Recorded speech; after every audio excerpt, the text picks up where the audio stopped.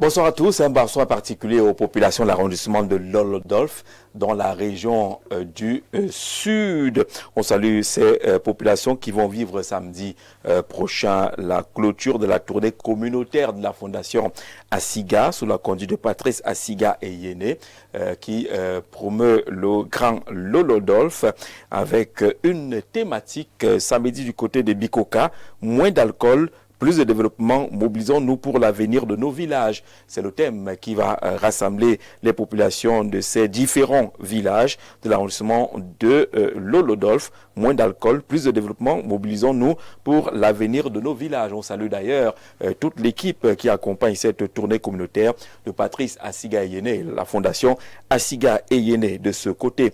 Puisqu'on est dans les territoires, on aura parmi nos invités un spécialiste de développement des territoires, on aura un avocat, on aura un riverain du côté de Mimboman, de la grande communauté Baba, on aura un homme politique, un ancien maire, pour parler justement de la question foncière. On a ouvert le débat hier avec un plateau spécialement dédié aux chefs traditionnels qui viennent de bénéficier, entre guillemets, de cette lettre circulaire du 20 février 2026 du ministre en charge des affaires foncières, qui porte sur les modalités de délivrance d'une attestation de reconnaissance des droits fonciers coutumiers et d'une attestation de jouissance paisible des terres. Mais l'actualité foncière a gagné la une de l'actualité depuis la sortie de la Cour suprême il y a cela quelques jours où le président de la Chambre judiciaire, s'adressant aux responsables du domaine foncier, semblait indiquer justement qu'il y a beaucoup de questions et d'interrogations autour de la gestion foncière. Et puis il y a ces nombreuses décisions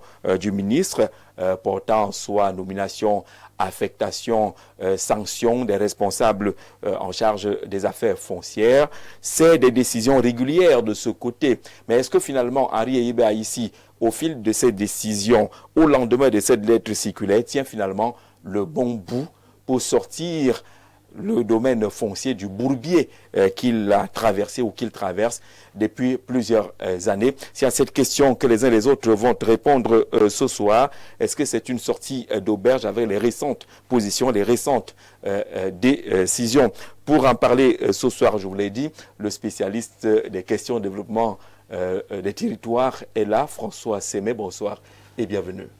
Bonsoir Jean-Jacques, bonsoir à mes co-panélistes et spécialement bonsoir aux dynamiques populations de la région du Soleil Levant et particulièrement de la ville de Garo-Boulaye. Jean-Jacques, nous sommes dans la semaine de la femme et les festivités en ce qui concerne la célébration de la journée de la femme nous indique ici de tenir quand même compte et tout en indiquant en orientant nos attentions vers la gente féminine.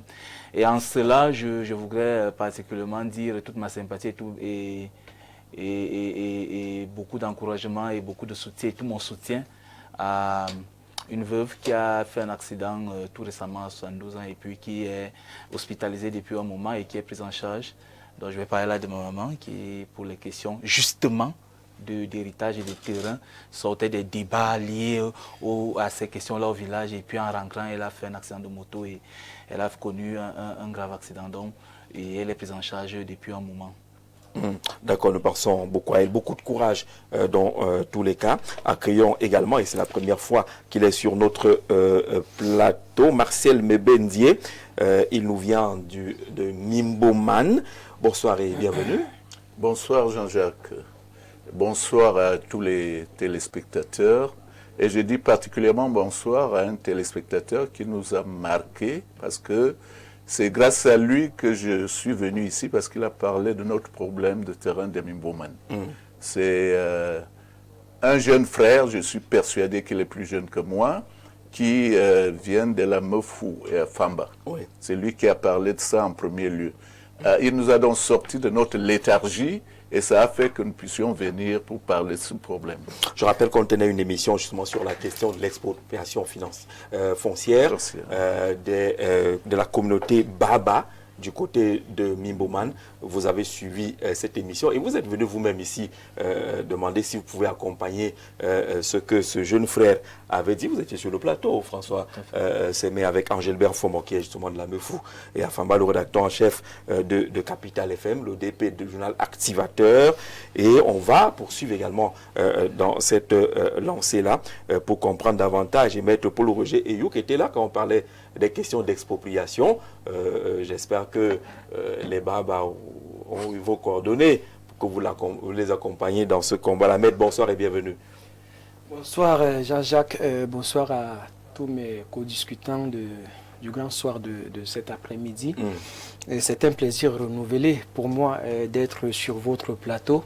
Je sais que, comme à l'accoutumée, nous passerons de bons moments autour de ce sujet qui, ma foi, regorge beaucoup d'encre, fait couler beaucoup d'encre de salive, parce que j'ai l'impression qu'en voulant fuir la pluie, on s'est retrouvé dans la mer.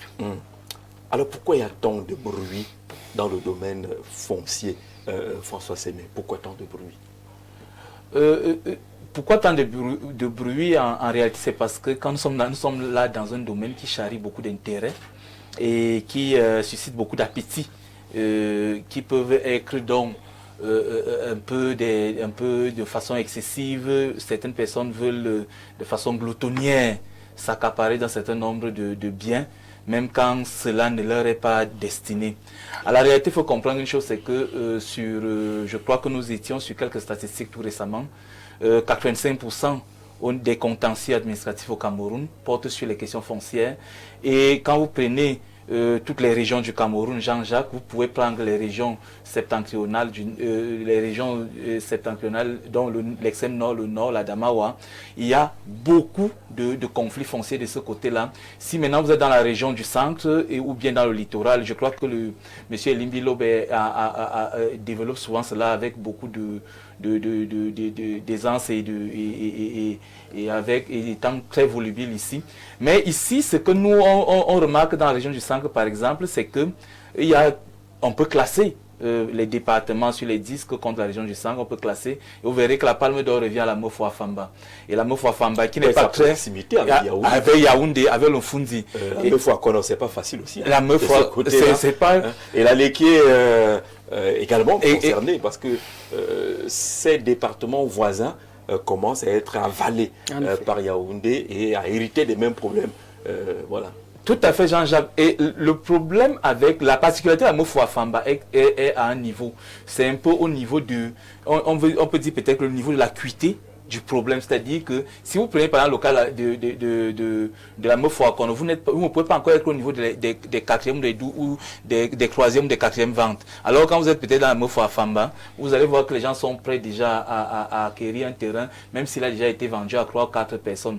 Et aussi, il y a beaucoup d'abus tout autour de la métropole Yaoundé, parce que il y a eu des situations d'expropriation, de causes d'utilité publique, de ceci, et il y a plusieurs cas, et selon le type ou bien la typologie des douleurs et des tensions que vous allez trouver ça et là dans les communautés, vous vous rendez donc compte que il y a eu beaucoup de frustration, beaucoup de tensions, et en ce moment, s'il est question à un moment, soit de corriger, soit d'apporter des solutions plus durables et qui vont apaiser les communautés. Voyez-vous, Jean-Jacques, on ne peut pas donc parler des questions foncières sans peut-être prendre au cas par cas. Si vous prenez certains, les questions foncières rentrent directement dans ce qu'on peut appeler les questions purement capitalistiques, c'est-à-dire que pour avoir le foncier est lié à toute action ou bien à tout dynamisme de l'économie, et si vous voulez mener des actions sur le territoire. Si vous prenez par exemple un cas, le cas par exemple des territoires de la Dama, vous allez voir qu'il y a toujours un conflit sur le domaine foncier entre les éleveurs, les agriculteurs et les exploitants miniers. C'est à peu près aussi le cas de certaines zones dans la région de l'Est. Donc, ça, et là-dedans, vous voyez d'ailleurs le type de tension que vous pouvez connaître de ce côté-là. Si vous revenez dans la région du centre ou bien dans la région du littoral, vous verrez plutôt qu'il y a plutôt l'intention peut-être de mener des actions liées à l'entrepreneuriat, donc l'industrialisation par exemple pose souvent un certain nombre de préoccupations qui font qu'on a besoin des terres pour s'installer ou bien pour mener des actions qui permettent de structurer l'économie nationale, l'économie locale et davantage de rendre dynamique notre développement. Marcel Bendier, la terre est censée nous rassembler, nous unir, mais on observe que la terre divise un peu plus au Cameroun. C'est dû à quoi? Mais je ne saurais pas pourquoi elle devrait nous désunir. Au contraire, elle devrait nous unir. Mais seulement, quand vous avez des situations comme les nôtres là, on vous prend du terrain et puis on n'arrive pas à vous désintéresser. Ça pose énormément de problèmes. Comment voulez-vous qu'on soit content quand on est dans une situation comme celle-là? Imaginez que nous avons de la progéniture. Et là, cette progéniture-là, comment va-t-elle vivre à l'avenir? Ça pose problème. J'ai apprécié l'intervention de mon petit frère de la Mofouya Fambala dernièrement, parce qu'il disait, mais dans notre zone, par exemple, là, chez les Baba Mimbouman, est-ce qu'on peut encore faire les scies? Les tombes, on ne sait pas, on a déjà distribué du terrain aux gens, et ils sont installés partout, ça pose problème. Comment voulez-vous qu'il n'y ait pas de division? C'est particulièrement sur ça que nous insistons, parce que ça pose problème. Nous n'avons plus de village. Ça pose énormément de problèmes.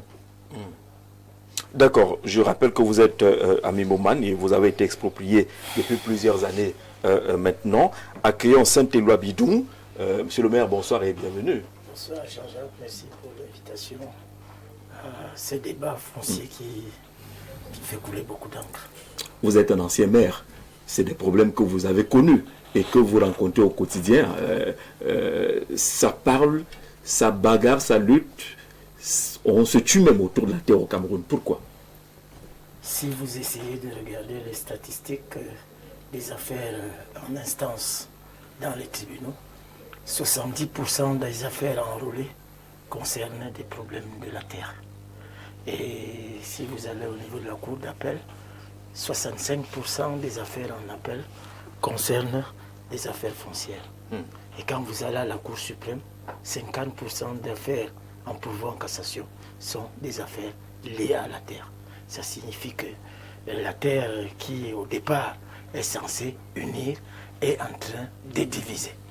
Elle divise pourquoi? Parce que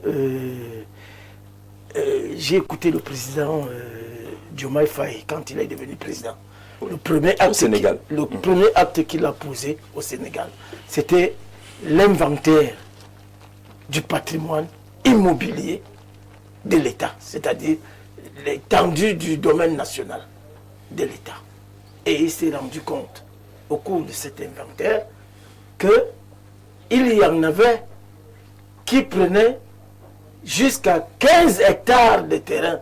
Bon, 15 hectares au Cameroun, on va négliger. C'est pour vous dire que, oui, l'unité d'acquisition des terres au Cameroun se situe aujourd'hui à 100 hectares. Oui. Quand vous regardez, d'ailleurs, tous ceux du régime qui sont allés s'installer chez les autres, qui ont pris des terres en concession, c'est en milliers d'hectares. Le cas du village Efoulan, dans l'arrondissement de Mangan, est patent. C'est-à-dire que 4 individus sont arrivés, ont fait une demande de concession et ils ont obtenu 242 hectares. Ça, c'est sur le plan légal, la quantité d'hectares qu'on peut donner à quelqu'un, mais qui viendra les arrêter pour leur dire que vous avez déjà traversé. Et ça fait que il y a des villages et des villages qui ont subi la colonisation. Et je veux prendre un autre exemple qui va peut-être faire mal. Le Premier ministre de la République est venu prendre du terrain dans cette zone des Foulans, dans le Nyong Mfumu. Et il a transporté qui? Il y a eu une colonisation des peuples au point où il y a des villages, des populations autochtones qui sont allés en exil parce qu'on a libéré, on a donné leur terrain à des gens, et ils ont transporté qui? Ils disent qu'ils font le développement, ils ont transporté pour venir travailler dans leur plantation les gens du nord-ouest, du sud-ouest. Et aujourd'hui, quand vous arrivez dans ces villages des Foulanes aujourd'hui, il n'y a personne. Le lamido de Rebouba, il est venu, il a pris et il a transporté tous ses frères de Rebouba qu'il est venu installer au point où, à la chefferie des Foulanes aujourd'hui, le secrétaire de la chefferie, c'est le petit frère du lamido, la chef de truc, c'est sa petite sœur. Vous voyez un peu. Et les populations se retrouvent donc comme ça. Et le dernier cas où il y a eu 242 hectares de prix officiellement, mais c'est 700 hectares. Il s'avère de 700 hectares. Officiellement 240 hectares, mais sur le terrain, c'est 700 hectares qui ont été pris. 700 hectares qui ont été pris. Vous allez faire comment pour les arrêter? Pour celui qui maîtrise le principal, maîtriser l'accessoire. Donc, aujourd'hui, les populations du petit village de Mobolassi, il y a des familles nombreuses là-bas qui comptent près de 1000 âmes et qui n'ont plus de terrain. Et il reste seulement que le chef à qui on est en train de concéder quelques petites responsabilités. Des responsabilités, vendre même les tombes. Alors, je voudrais donc dire que le foncier est devenu explosif au Cameroun. Si on ne fait pas attention, dans les jours qui viennent, parce que les révoltes sont déjà légion, les menaces des autorités administratives, les abus des autorités administratives vont finir par révolter et on risque quelque chose qui sera difficilement maîtrisable. C'est un peu le discours qu'on entend maintenant, Maître Eyouk, c'est le discours qu'on entend un peu partout. Si on ne fait rien, le foncier risque d'enfoncer le Cameroun. Oui, Jean-Jacques, c'est le discours qu'on entend, mais j'ai l'impression, comme le disait le grand frère, que les pouvoirs publics ne prennent pas à sa juste valeur la menace, n'est-ce pas, qui se cache derrière cette affaire du foncier. Parce que si on prend en considération les statistiques qu'il vient de donner, en réalité, la vérité, c'est que même lorsque vous allez trouver, il y a des procédures au niveau du tribunal qui directement ne parlent pas du terrain, mais en arrière-plan, c'est le terrain qui fait problème. C'est du terrain qu'il s'agit. La plupart des procédures liées à l'état des personnes, vous allez voir des jugements d'hérédité, des nullités d'actes de naissance, et des liquidations et autres. En arrière-plan, en fait, il y a un problème foncier qui se cache.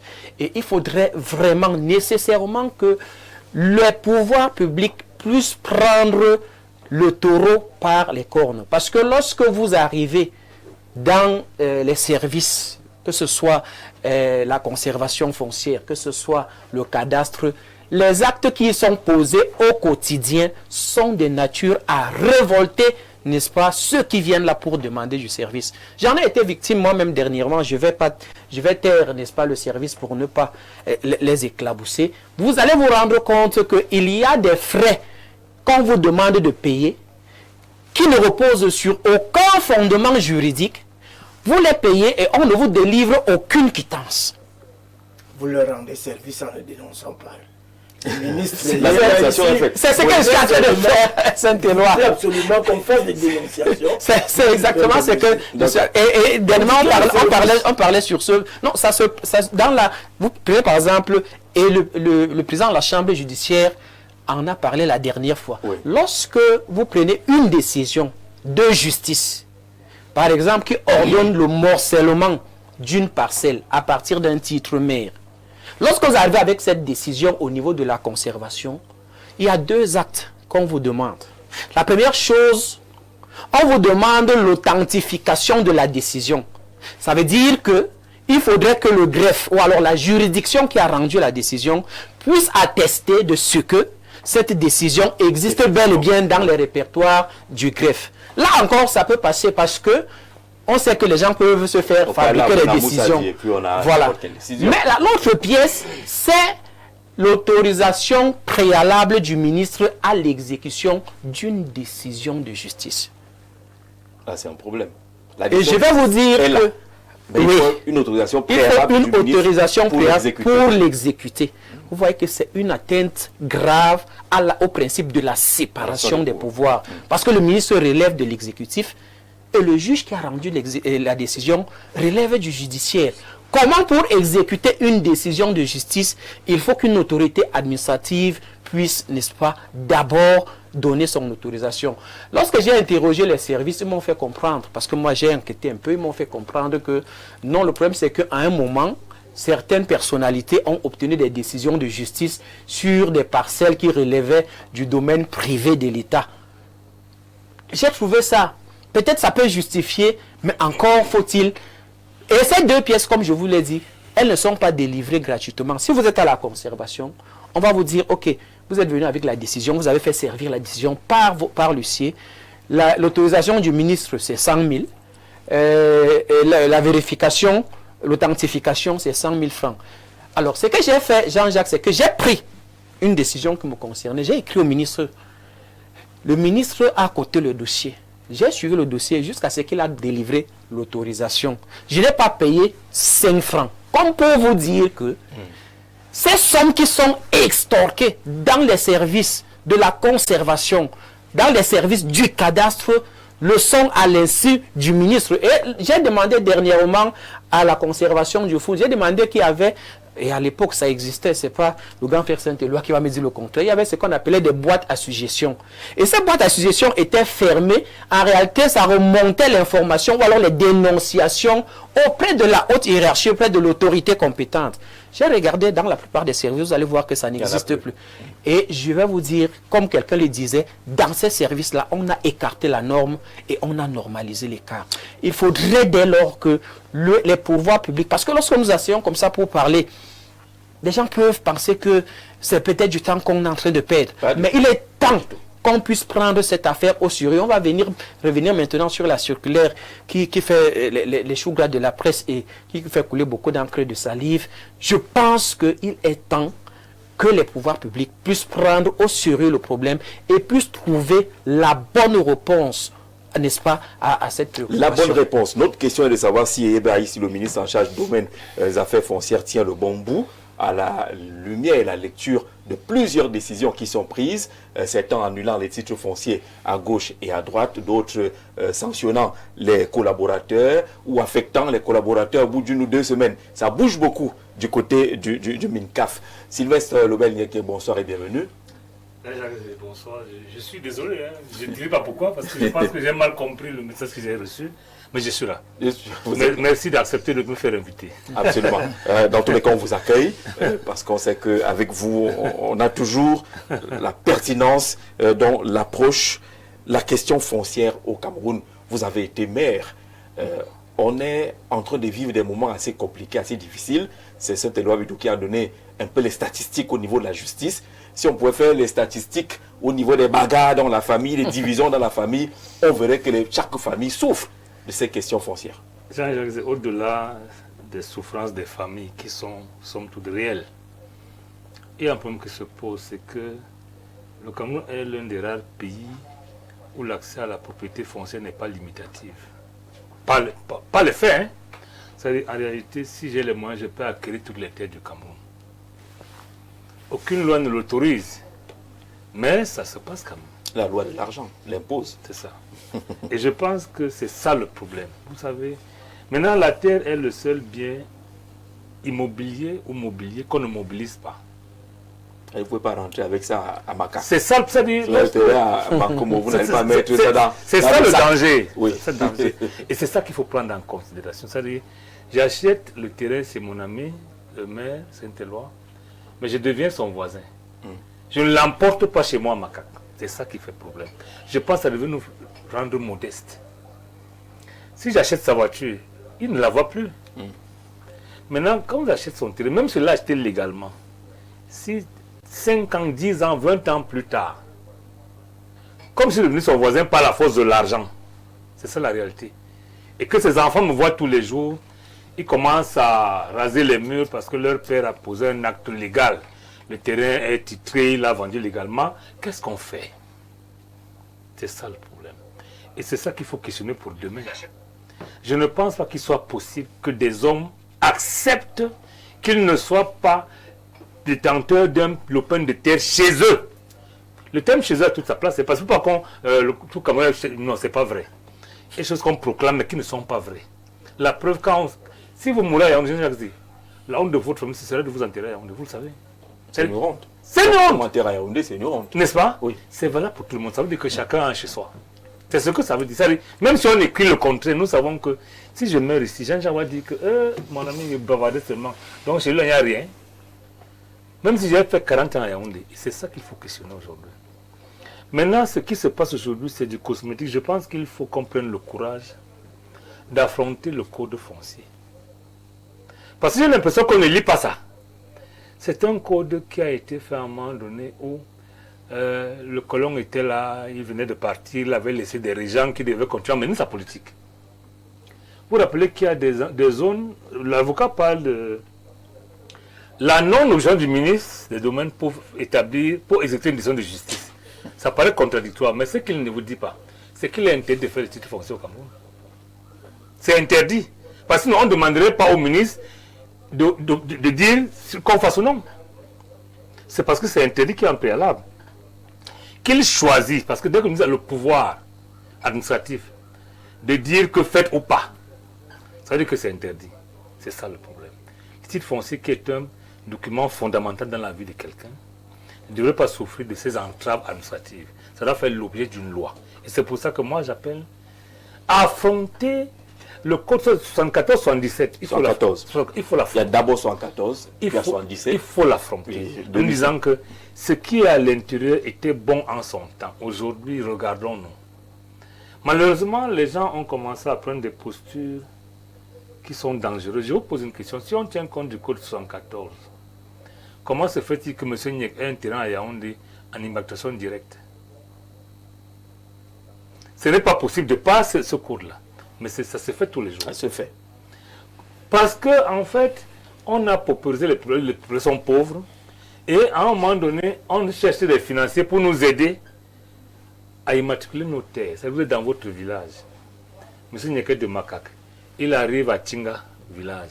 Les gens de Tinga n'ayant pas l'argent, je me propose d'être leur financier et on accepte ça. Et lorsqu'on immatricule, on met mon nom. Bien sûr. C'est ce qui se fait. C'est ce qui se fait. Pourtant, la loi l'interdit. C'est ça le problème. Donc, je pense que le ministre n'est pas ici. Est-ce que tu es le bon mot aussi? Tu sais pas. J'ai dit qu'il est peureux. Parce qu'il a l'avantage d'avoir travaillé avec Paul Biya très longtemps. Il le connaît. Il est l'une des rares personnes qui devrait savoir ce que le président pense de la terre.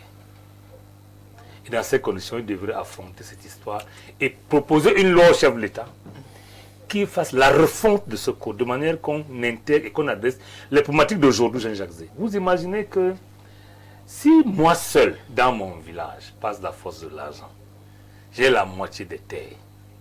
Vous êtes même modeste. Dans ces deux villages, on a l'argent. Qu'est-ce qui va se passer, Jean-Jacques?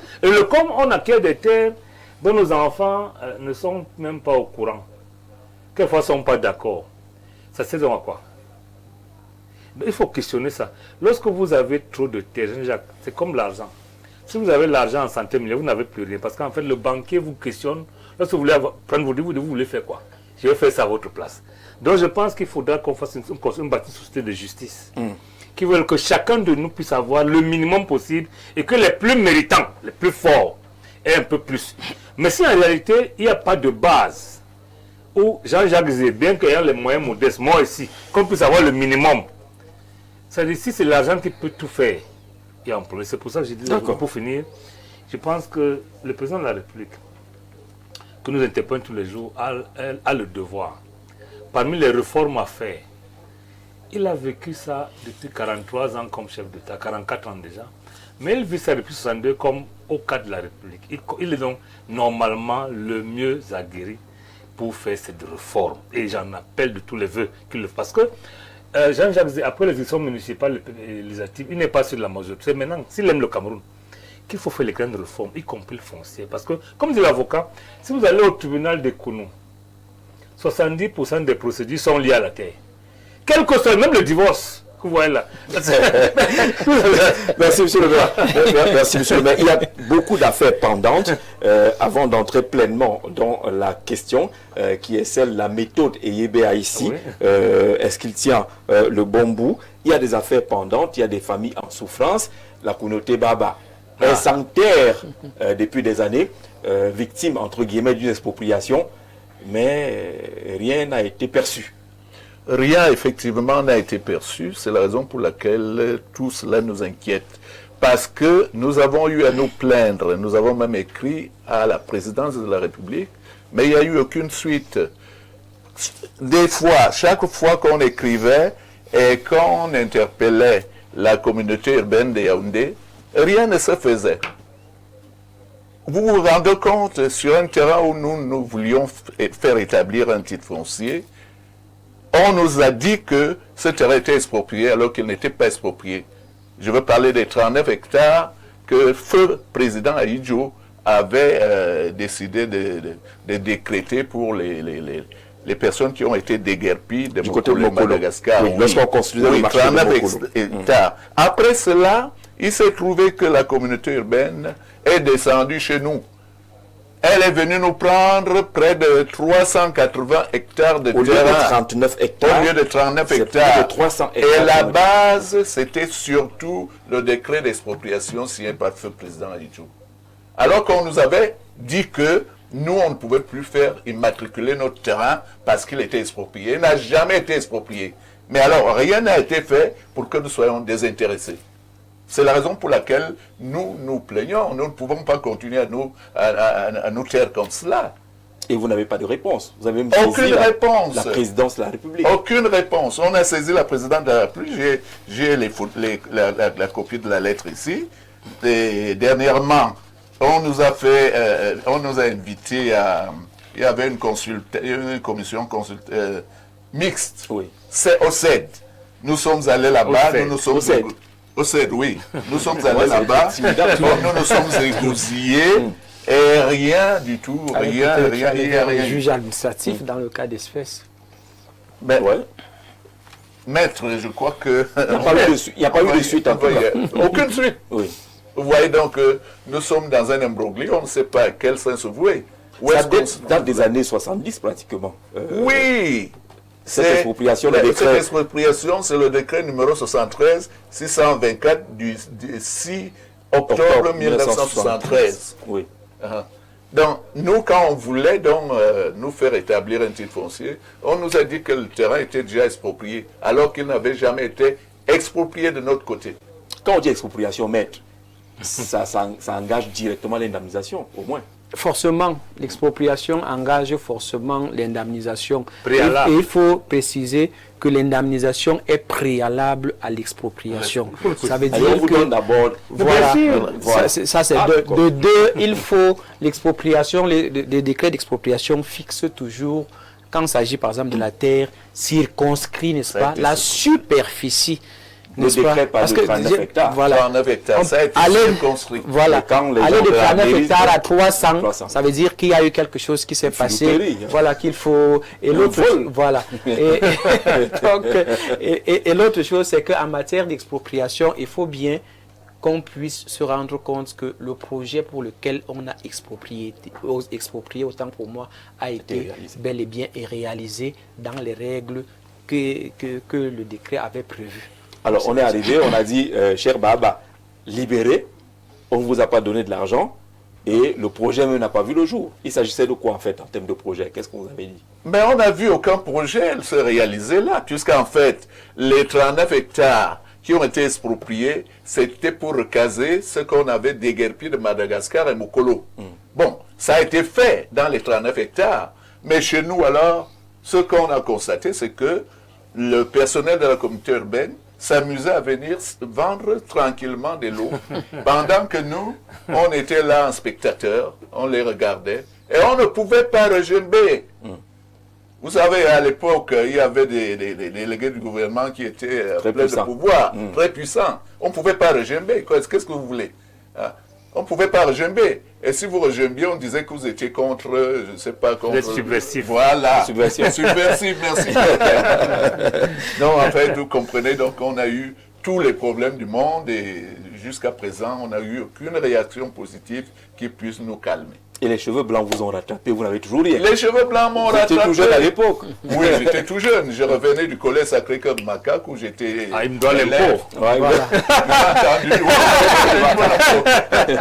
Je revenais de là, c'est à ce moment-là qu'on voulait donc faire établir le titre foncier. On ne nous a pas permis de le faire.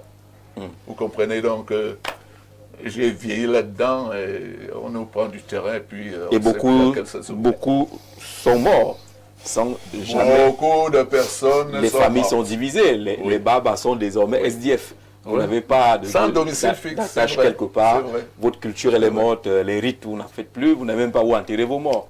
Vous vous débrouillez de cette façon-là. On va prendre une respiration pour que puisse répondre fondamentalement à la question qui est posée. Au regard des décisions qui sont prises, des orientations qui sont prises, est-ce que le ministre Henri Hébert ici tient le bon mot? Au terme d'un processus rigoureux de filtrage et d'analyse, ce qui vous permet d'étancher votre soif en toute sécurité. Buvez le minéral Bonis, buvez la vie.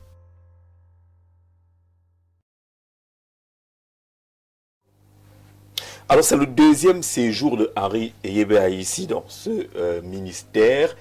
Il y avait été là une trentaine d'années, il était tout jeune, il avait 35 ans par là. Un peu moins. Un peu moins de 35 ans. Il était tout jeune, il a géré, il est parti, il est revenu. Et quand il revient, il y a déjà beaucoup de grincements dans le domaine. Et depuis qu'il est arrivé, la méthode Hébert ici, c'est des sanctions permanentes, c'est des décisions permanentes. Certains se demandaient si son bic là est très facile. Il prend des décisions tous les jours, affectant, relevant de la fonction certains collaborateurs indélicats. Est-ce que cette méthode veut dire qu'il a identifié le mal, monsieur le maire? La méthode de Hébert ici, autant elle peut être critiquable, autant elle peut être hautement appréciée. Le ministre Hébert ici arrive au ministère du domaine des affaires foncières à 35 ans. Et il revient dans ce même ministère 30 ans après. Il a 65 ans. Je crois que s'il est revenu, c'est que le président avait besoin de lui à cet endroit parce que c'est un ministère hautement sensible. Tout ce qui concerne les affaires foncières est hautement sensible. Entre la boulimie foncière des uns et les volontés d'affirmation, de tradition des autres, il y a certaines... Et avec au milieu beaucoup de corruption. Avec beaucoup de corruption. Quand Hébert ici revient donc dans ce ministère, il ne le reconnaît pas. Parce que il a eu 4 prédécesseurs qui étaient tous originaires du même département et qui ont mené une politique à la limite quand vous arrivez dans ces ministères. Vous voulez dire que les prédécesseurs d'Henri Hébert ici ont organisé une sorte de sagat dans la forêt, dans le foncier? Tout à fait. Ah, tout à fait. Il y avait beaucoup de personnes... un peu de sassaillés. Un peu de sassaillés qui faisaient dans le sassaillé et recrutaient essentiellement, quand ce n'est pas dans l'Ombam, ils recrutaient dans leur corps d'appartenance sociale. C'est pour ça que vous arrivez là-bas. Il n'y a pas de spécialistes. Il n'y a que des maîtres d'éducation physique. Des physique. spécialistes quand même à l'ENAM. Les professeurs des lycées. Il y a des maîtres d'éducation physique. La plupart des conservateurs. Non, est-ce qu'on est sérieux? Je Conservateur, maître d'éducation C'est physique. oui, il n'y a aucun profil de carrière pour être conservateur. Et le poste de conservateur est un poste hautement névralgique. Et quand vous avez affaire à quelqu'un qui a bénéficié d'une décision pour être là et qui ne sait pas ce que c'est que prêter serment pour exercer une métier. Et tous sont comme ça. Il n'y a pas de professionnels de la chose foncière. Donc, il y a ici trouve donc d'abord cet handicap et se rend compte très rapidement que ses prédécesseurs avaient été globalisés. Ils étaient pris en otage par des clans internes et externes qui se sont formés. Il y a des gens qui sont connus pour le braquage foncier, c'est-à-dire il vient, il demande une concession, on la lui accorde, il se retourne vers le financier de la concession et lui revend tout. C'est ce qui est en train d'arriver à Foulan, au village de Mobolassi, où les gens ont pris pour le compte. Il vous disait tout à l'heure que la procédure d'immatriculation directe est réservée aux autochtones. D'où cela vient-il que un certain Folifac réussisse à prendre 242 hectares dans un village? En immatriculation directe. En immatriculation directe. Vous voyez donc que, je vous le disais l'autre jour, le ministère des Affaires foncières est un ministère technique parce qu'on manipule les lois, on les interprète, il y a possibilité d'erreur d'appréciation. Est-ce que le ministre va donc être un obstacle à l'attribution, à l'exercice des sabres? Une fois qu'on lui présente un dossier, si le dossier est complet, Il valide. il valide. Mais maintenant... Mais après, il se rend compte qu'on l'a trompé. Non, maintenant... Il annule. La partie Le même dossier revient. Il valide. Non, ce n'est pas... Enfin, c'est ce qu'on a dit à la Cour suprême. Le président de la Chambre judiciaire, moi je pense qu'il était venu dire à Yeba ici que tu nous déranges. Parce qu'il était en mission. Et le nous l'a fait. Tu nous déranges. Ceux qui sont dans la spoliation. Ceux qui sont dans la spoliation des terres. D'accord. Et il y a des régions qui se sont érigées, ils ont donné la vocation d'acheter tout le Cameroun. Et ce n'est pas possible. Ça ne peut pas être possible. C'est pour ça que le ministre, on peut avoir l'impression, le portrait robot qu'on a voulu brosser de lui, c'est que sa signature est dévoyée. Non. Qui ne maîtrise pas. Qui ne maîtrise qu'il est pas. perdu. Non, qu'il est perdu. Je vous assure, moi j'ai eu la chance d'avoir un problème qui allait dans ce sens. Le ministre Yebassi, que je ne connaissais ni d'Adam ni d'Ève, je lui ai écrit. Je lui ai écrit pour lui dire que voilà ce qui se passe. Il a envoyé une commission sur le terrain. Le conservateur avait signé les titres fonciers alors que des oppositions étaient greffées sur ces parcelles. Saint-Éloi, votre nom a quand même un écho dans la République. On peut pas aussi ignorer ça. Il a influencé. Non, ce n'est pas que tu ne le connaissais pas. Au moins, lui te connaissait. C'est ce que je veux dire en fait. Non, en tout cas, il a géré mon dossier sans me connaître, sans que je ne le connaisse. Mais il a géré objectivement. Il a envoyé une équipe de terrain et il a annulé les titres fonciers en question. Et vous voyez, il y a donc des spécialistes qui sont dehors là. Ils prennent des sommes d'argent aux gens dehors pour dire qu'ils vont faire aboutir le titre foncier. On apporte donc un élément nouveau. Par exemple, dans le cas d'espèce où il avait annulé les titres fonciers à Fleur Mobolassi, on a allé monter un dossier pour dire que je n'avais aucune qualité, d'autant plus que je ne suis pas de ces villages. Et à sa place, qu'est-ce que vous aurez là? Il a rétabli. C'est ça le problème. Maintenant que j'ai apporté des éléments de preuve que ce village-là, c'est mon père qui l'a créé, mon grand-père est né là en 1860, il est mort en 62, mon père est né là en 1919, c'est lui qui a créé ce village-là, a baptisé le village. Il a pris une nouvelle décision. Il a pris une nouvelle décision. Non, vous voyez... Non, ce n'est pas le porteur robot, c'est le fait. Ça rejoint ce que disait le président de la Chambre. Non, justement, le président de la Chambre le disait dans une manière de le railler. Non, ce n'était pas gentil. Pour quel intérêt il irait railler le ministre? Non, je vous dis que, je vous ai dit. Alors que chacun. Il a posé la question. Vous avez de les statistiques maintenant des dossiers. Est-ce que c'est vraiment dans l'intention de railler? Je ne pense pas. Vous avez donné vous-même les statistiques. Oui, des dossiers fonciers devant les juridictions dans notre pays. Il y en a beaucoup. C'est la faute à qui cette méthode se discute le terrain. Oui. C'est la faute au ministre. les problèmes de sorcellerie, c'était les trucs qui avaient l'attention. Aujourd'hui, c'est le foncier. Alors, Parce vous, que le vous foncier- répondez donc à monsieur le maire qui estimait que Yeba ici n'est pas courageux. Non, moi C'est un peu- j'ai dit qu'il a même fait preuve de beaucoup de courage parce que ceux qui se plaignent aujourd'hui, des décisions des Yeba ici, nous les connaissons. D'accord. Et nous savons que, à la suite de la décision d'annulation du titre foncier sur le Djega à Douala, il y a eu cette levée de bouclier.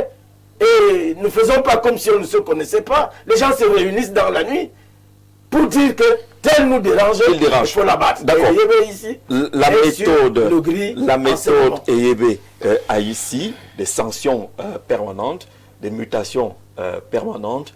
Est-ce que c'est le signe de la maîtrise des dossiers ou alors il donnerait raison, peut-être pas pour le railler, à ceux qui pensent qu'il est malmené par ses collaborateurs? Oui, Jean-Jacques posait la question ainsi, me permet d'entrer en jetant les jalons de quelque chose, parce que le maire parlait tout à l'heure de quelque chose. Et l'avocat aussi a évoqué un certain nombre d'éléments qui nous permettent de dire que nous ne pouvons plus.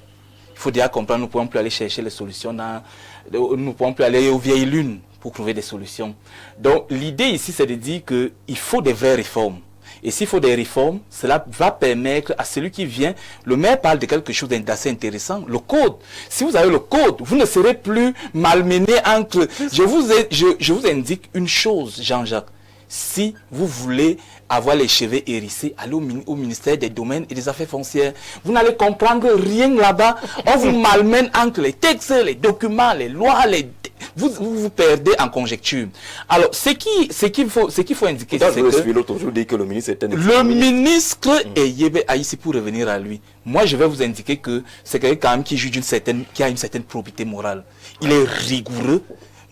Et c'est quelqu'un particulièrement, quand vous avez fait un peu de mal, vous comprendrez que c'est quelqu'un qui a la main et qui est suffisamment méthodique dans sa démarche.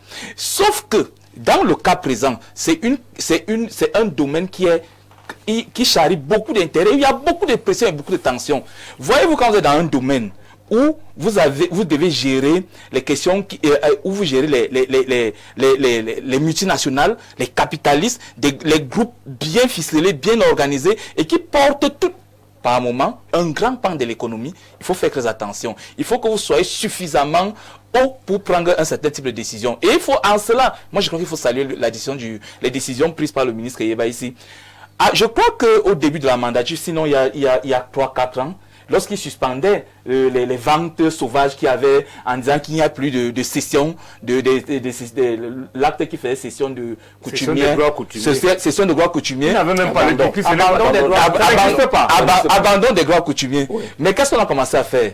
On a commencé à antidater, puisque quand on retourne, et qu'est-ce que vous voulez qu'il fasse lorsqu'il constate ce genre de choses? L'idée ici, c'est quoi? C'est que le ministre, lorsqu'il sortait cette première circulaire, il avait indiqué quelque chose. Si je me trompe, je vais me rebiffer. Il l'a indiqué. Ce n'est pas une surprise. Ce n'est pas le président de la Cour suprême qui vient le révéler au grand jour. Non, le ministre lui-même l'avait indiqué que si vous me trompez, je vais me rebiffer. Et maintenant, il y a un autre élément, Jean-Jacques, que le président Bidoum évoque ici, c'est celui lié au profil et aux compétences. Lorsque vous êtes dans un domaine purement technique, il faut qu'on apprenne comme au Cameroun que si véritablement vous n'avez pas été formé pour célébrer une messe, n'allez pas mettre la soutane. On a vu il faut accepter qui sont des professeurs de français, délégués départementaux. Il y a deux ministères. On va le dire ici. Donc, ils sont passe-partout. Oui, ils sont partout. Français d'orientation. Il y a deux ministères qui sont les ministères de souveraineté, le ministère des Mines, un peu comme vous l'indiquez, et le ministère des domaines des affaires foncières. Je vais même ajouter un autre, le ministère de l'eau et de l'énergie. Alors là, vous allez voir les profils. Vous verrez que c'est des domaines où il faut avoir une certaine finesse, une certaine maîtrise, un certain type de compétences bien affinées, bien affûtées, qui vous permet de cerner un certain nombre de dossiers et de les traiter avec célérité. Quand vous prenez le dossier de la population des Baba, oui, Saint-Éloi nous parle du cas de la Moufa, du Nyon Infumu. Là, maintenant, nous sommes au niveau de la Moufa Famba, qui chevauche avec le Fundi. Oui. Rappelez-vous, votre confrère dans la mandature précédente, Jumbam, il a pratiquement perdu quand même son poste de maire d'Ambam à travers le problème de foncier qu'il y a eu de ce côté-là. Voilà, avec Néo-Industrie. Donc, vous voyez qu'ici, il y a des gens qui ont des carrières brisées. Donc, on ne peut pas balayer cela du revers de la main. Il faut mettre des vraies compétences. Il faut donc, pour ceux qui maîtrisent cet ensemble de choses, il faut des vraies réformes pour calibrer les compétences avec l'exigence du moment. Nous ne pouvons pas avoir des pressions liées au foncier en ce moment-ci. Jean-Jacques Zem, nous sommes sur les territoires. On accompagne les mecs souvent pour le développement territorial. Je vous assure que lorsque vous prenez une certaine commune, au niveau de la Damawa, il y a, je vais dire peut-être une communauté, peut-être on va mettre ça entre guillemets, mais qui a pris des terres là-bas qui sont à peu près à 60-70% du territoire de toute la commune. Et il y a un problème qui se pose. Le maire qui représente les populations, souvent n'est pas associé parce que vos commissions consultatives sont souvent, c'est le sous-préfet qui les pilote, et puis maintenant le maire même est exclu de la chaîne. Mais lorsqu'il y a problème, tout le monde court d'abord dire au maire qu'on vient d'arracher mon terrain. Et que va faire le maire? Le maire est limité et un problème se pose. Vous aurez donc toujours les problèmes de crise, les problèmes de tension. Pourquoi? Parce que si les gens ont faim, si les gens ne peuvent plus cultiver, si les gens ne peuvent plus perdre leur troupeau, si les gens, vous prenez, parce qu'il y a une exploitation minière, justement, comme on dit donc, quelqu'un qui ne comprend pas tous ces enjeux, prend donc un espace, par exemple, de 150 à 200 hectares, cède à une entreprise qui vient faire l'exploitation industrielle, vous vous retrouvez donc avec une zone, peut-être, qui est consacré à l'agriculture, selon le plan peut-être du développement du Cameroun, qui est consacré à l'agriculture, on cède donc à des investisseurs et puis il y a les bacs chiches derrière. Donc, et c'est tout ça qui fait donc aujourd'hui que ça devient comme un serpent de mer, mais à la réalité, il est question de gouvernance. Il est question de gouvernance. Et s'il est question de gouvernance, en cela, je rejoins le maire en disant, il est question d'interpeller le chef de l'État. Et tous les Camerounais ne vont pas se mettre à écrire au chef de l'État. Chaque jour, on écrit au chef de l'État. Mais à un moment, il faut qu'on s'arrête. Et il faut qu'on se dise, qu'est-ce qu'on fait réellement de cette situation qui est devenue critique et catastrophique. Je vais finir peut-être, Jean-Jacques, si tu me permets, pratiquement parce qu'on peut couler là, parce que quand vous avez une communauté comme celle de Baba, vous savez bien, ils ont péché à quel moment? Le fait d'accueillir le développement. Parce qu'à un moment, il y a la pression, quand le développement est venu, et à trouver des communautés. Les communautés sont villageoises, elles étaient paupérisées, elles avaient des difficultés à accéder à ci ou à cela. À un moment, vous savez bien que nous sortons tous de certaines aires sociologiques. Nous savons que l'aire sociologique, par exemple, du centre, les gens sont suffisamment accueillants ils peuvent vous installer et par moment de façon très naïve. Aujourd'hui, quand vous dites qu'on a cédé 39 hectares à l'État et qu'on a récupéré 300, c'est suffisamment grave pour balayer cela du revers de la main. Donc, et ils ne peuvent, les rites, la culture, les traditions et tous les us et coutumes, on va faire comment pour les pratiquer. Donc, en cela, on se dit, on peut faire peut-être l'intéressant ou le beau sur les plateaux de télévision, mais à la réalité, le problème est suffisamment profond et il faut aller l'agresser et il faut résoudre ce problème. Sanctionner ou pas sanctionner, vous sanctionnez tout le temps, est-ce qu'on est en train de toucher une bonne option? Jean-Jacques, lorsque je parraine la candidature aux hommes présidentiels de Camara Yamtimba, j'ai pris le temps. Parce que j'ai lu les propositions sur le code foncier en 92, qui ressemble à celle de 2018. J'ai pris le temps de les lire. Je me suis dit, il faut adresser cette problématique. On ne peut pas régler un problème fondamental avec une multitude de textes qu'on peut interpréter à gauche ou à droite, y compris les lettres circulaires qui viennent régler un problème légal. C'est pour ça que je parle d'un code qui devrait mettre ensemble tout ce qui concerne le foncier. Nous, on a donc un projet sur le code foncier qui tient compte de la réalité depuis 60, qui tient compte de l'interdiction des titres fonciers dans le monde à un moment donné, qui tient compte de l'union à un moment donné, mais qui tient compte également de ce que nous vivons aujourd'hui. Le problème n'est pas de sanctionner, parce qu'en réalité, nous parlons ici de quelque chose que Eba ici ne peut pas régler avec sa méthode, il ne peut pas. Je dis qu'il est peureux, pourquoi? Parce qu'il est le grand ministre qui a travaillé pour le bien, qui peut se targuer de le connaître, et qui devrait être le premier à mettre sa politique en marche. S'il ne le fait pas, des deux choses l'une. Ou il est peureux comme je le pense, ou il ne reconnaît plus l'homme avec qui il a commencé son travail. C'est ça le problème. Parce que j'ai dit aujourd'hui, le président de la République ne peut pas rester tranquille tant que le problème foncier ne marche. Pour ça, pourquoi? Mais on a comme l'impression qu'il est tranquille. Au commissaire à Ebolova, il a abordé la question. Il a dit dans son propos à Ebolova qu'il devrait avoir une réforme c'est de ça que je vous parle, Jean-Jacques. Parce qu'il est conscient du problème. C'est ça. 2011, nous sommes en 2026. C'est de ça que je vous parle. Oui. Il y a un problème. C'est-à-dire que Yeba ici vienne à faire, parce qu'il est l'une des rapes qui devrait fonctionner, il n'a plus rien à perdre. Lorsqu'on était dans un ministère 30 ans avant qu'on y revienne, même les avantages légaux permettent de vivre à l'abri du besoin primaire.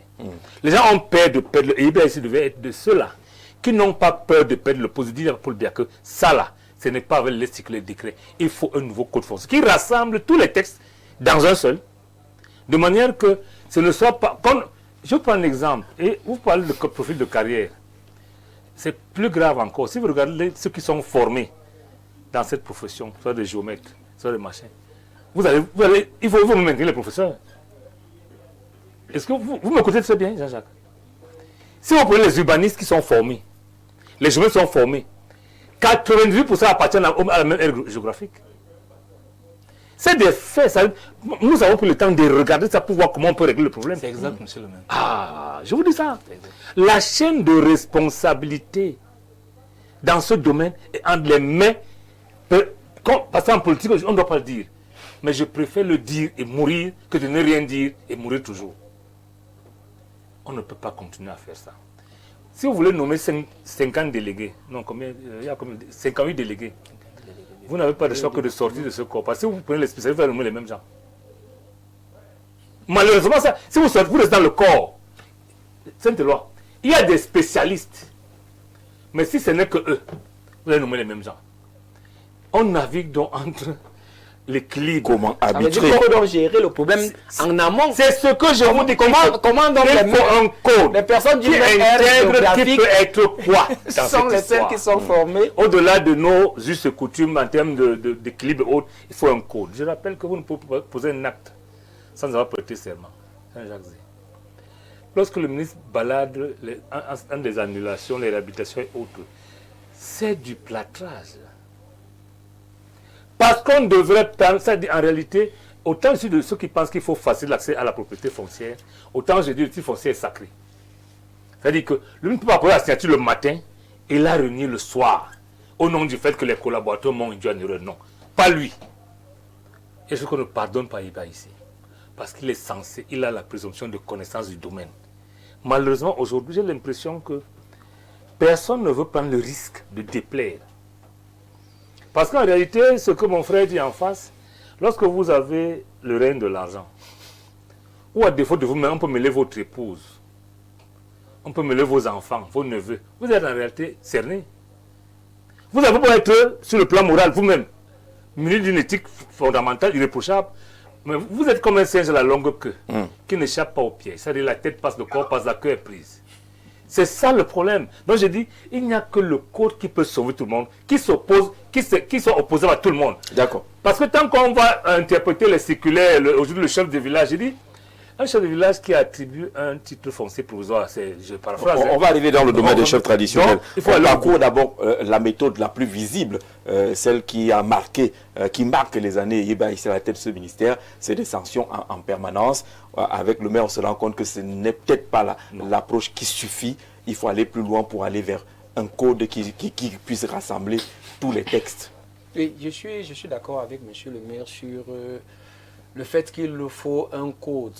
Mais il faut une refonte, n'est-ce pas, profonde, n'est-ce pas, de la loi foncière, parce que une multitude de textes, ça va plutôt nous amener à quelque chose qu'on ne pourra pas Il y en a qui se marchent dessus, voilà. Il y en a qui interrogent la hiérarchie des normes. Oui, nous allons y venir tout à l'heure, parce avec la fameuse circulaire. Mais maintenant, ce que je voudrais ajouter dans ce cas, dit monsieur le maire, c'est que Même avec le code, on aura des problèmes. Parce que le problème, souvent, c'est l'interprétation. Et c'est là où je rejoins le grand frère Saint-Éloi. Parce que le ministère des Domaines, du Cadastre et des Affaires foncières convoque deux types de techniciens. Les techniciens de la terre, donc les géomètres et autres, et puis les juristes. Moi, j'ai fait une expérience simple. Même parmi les notaires, je rappelle que le code des notaires est composé au moins 70% des mêmes gens. Voilà. 90%. Ah bon, voilà. C'est ça, vous ne comprenez pas ce problème. C'est très grave. Si je suis d'accord avec monsieur le maire, parce que là, il faut donc résoudre en amont.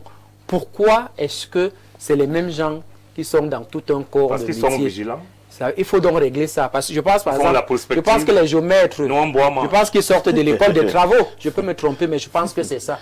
Pourquoi donc, à l'entrée de l'école des travaux, on ne retient, ou alors il y a des personnes qui ressortissent d'une seule même aire géographique qui sont, n'est-ce pas, retenues. Ça pose problème. Où est passé l'équilibre? Je crois que c'est l'équilibre régional qu'on nous chante tous les jours. Ça, c'est d'un. Mais maintenant, revenons sur ce que disait monsieur le maire tout à l'heure. C'est très important qu'il faut quand même que c'est des techniciens qui puissent officier dans ce ministère.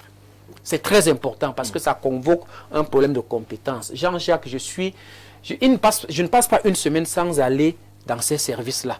Parce que j'ai un certain nombre de dossiers. Le conservateur du centre 1, il y a un de 1 et quoi? On n'en sait rien. Bon, Allez-y, je sais. allez-y à votre développement. Vous ne faites pas une semaine sans aller dans ce service. Voilà. Je me suis rendu compte que vous pouvez arriver dans un bureau. Vous êtes usager, vous êtes devant, n'est-ce pas, une personne qui ne sait même pas ce pourquoi elle est là. Qui ne comprend même pas pour ce que vous êtes venu chercher. Je suis allé à la conservation du Fundi. Bon, il y en a 3. Je suis allé dans l'une de ces conservations pour payer la redevance foncière pour une entreprise de la place dont je défends les intérêts à la suite d'une adjudication pour muter le titre foncier. J'ai payé, on a calculé, je suis allé payer. Mais la personne qui a bénéficié du dossier pour le traiter me fait savoir par la... Le terme bénéfice du dossier est intéressant, Jean-Jacques. Bénéfice du dossier.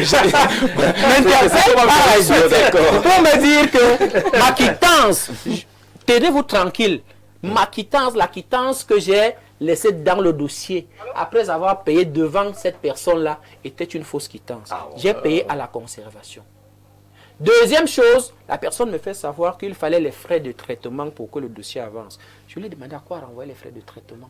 Bon, moi je suis venu et quelques temps après, je peux vous montrer mon téléphone, quelques temps après, quand la personne, c'était une dame en passant, je lui ai dit que ok, comme la quittance est fausse, il n'y a pas de problème, moi je suis avocat, demain je vais écrire au ministre qu'on m'a délivré une fausse quittance dans les services. Ouais. Quand j'ai envoyé ce message, 30 minutes après, la personne m'envoie le message pour me dire que non, j'ai vérifié, la quittance est authentique. Vous comprenez un peu?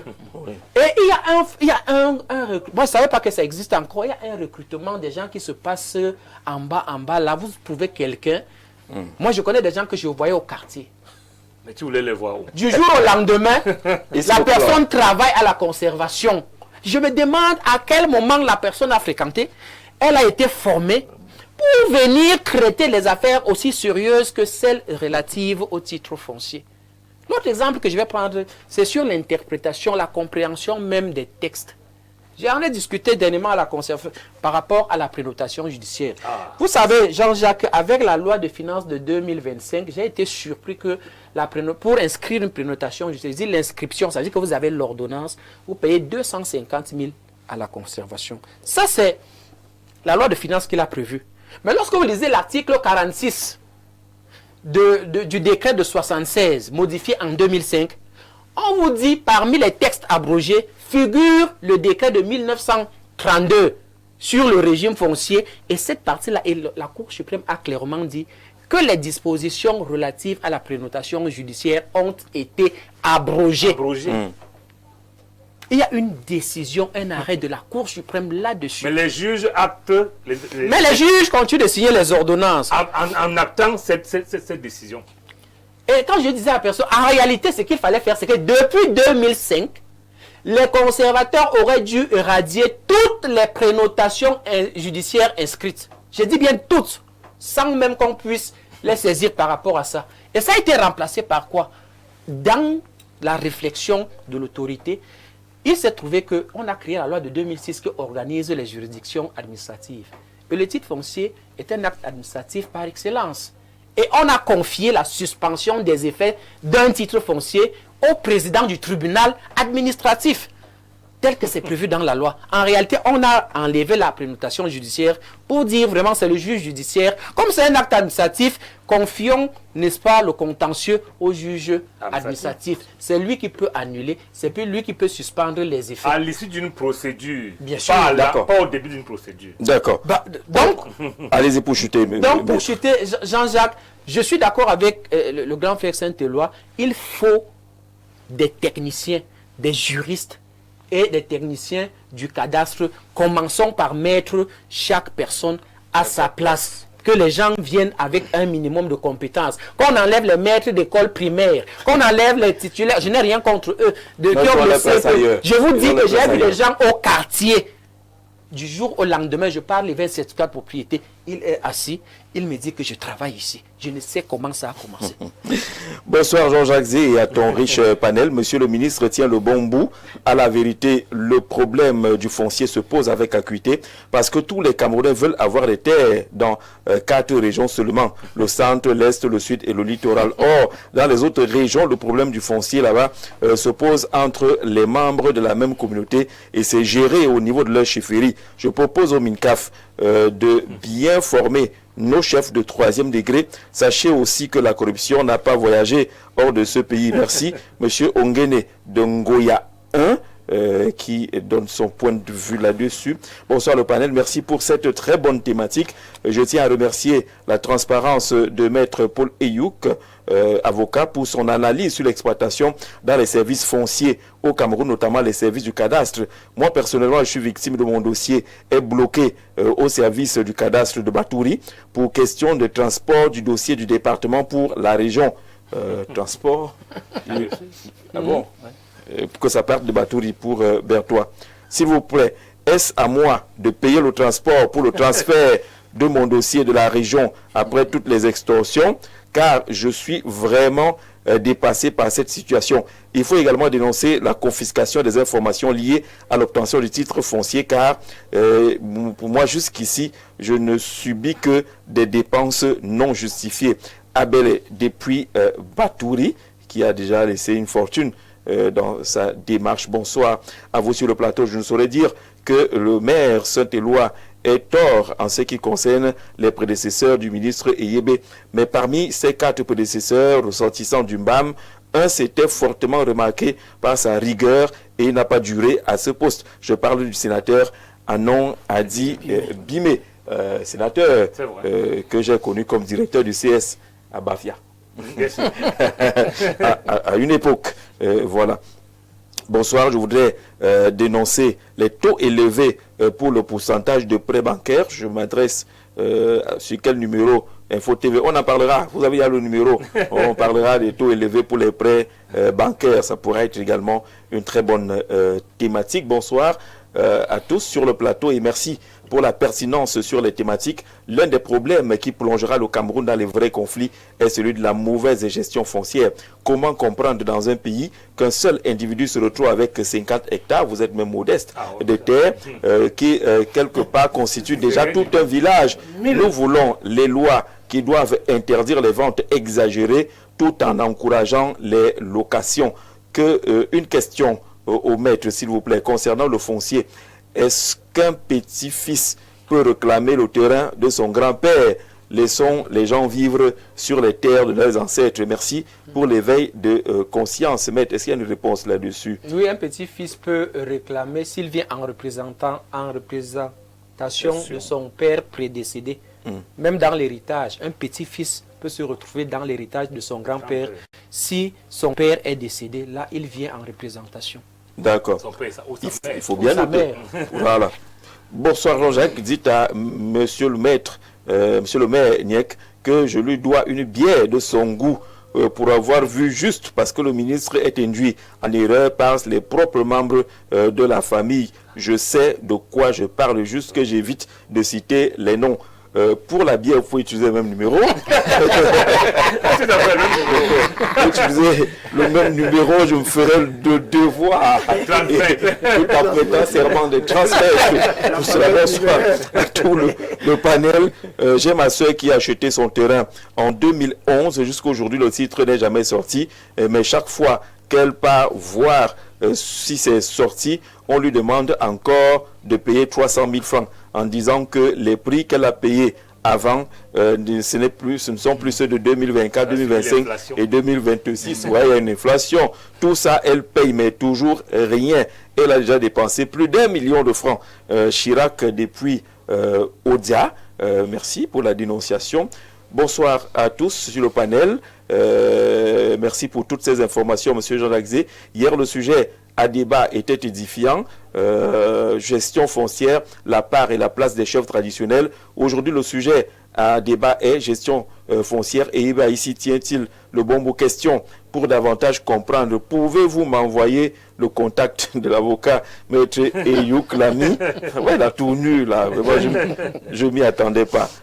Maître nous dira tout à l'heure si on peut envoyer le numéro. Alors, depuis le 20 février 2026, le ministre en charge des affaires foncières a rendu public une lettre circulaire numéro 0001-1000CAF/CAB-LC du 20 février 2026, précisant les modalités de délivrance d'une attestation de reconnaissance des droits fonciers coutumiers et d'une attestation de jouissance paisible des terres. Paisible.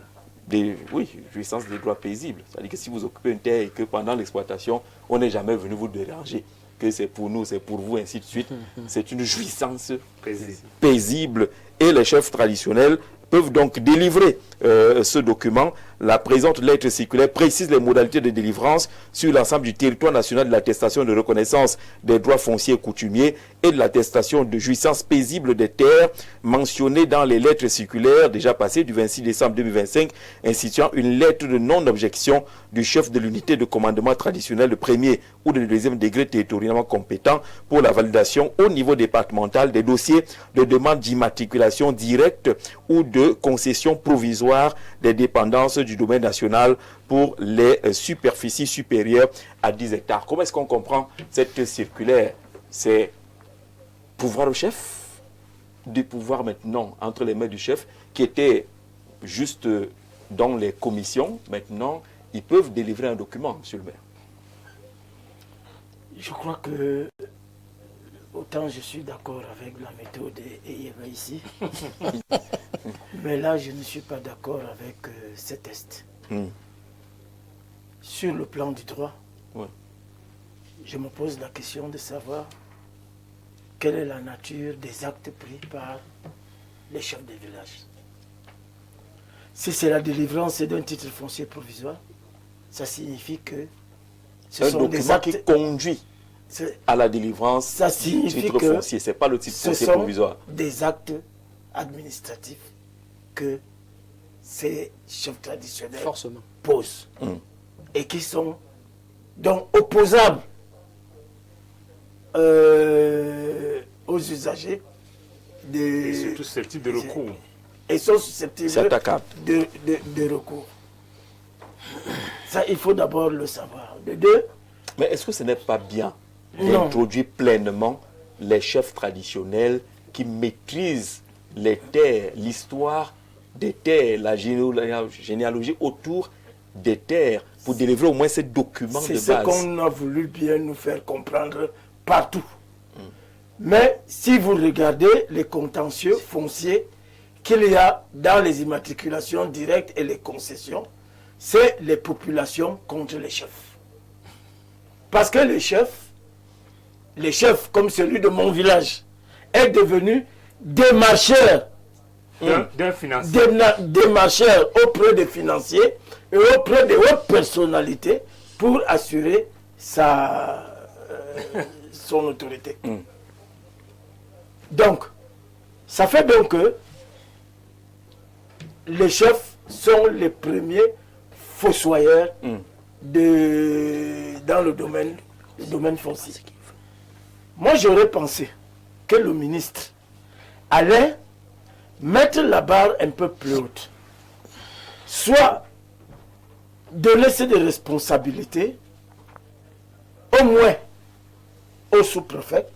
Encore? Mais mieux. Mais le sous-préfet, il ne connaît pas le Mais terrain. mieux Au maire. au maire. Mais le sous-préfet, il ne connaît Parce pas que le terrain, monsieur le maire.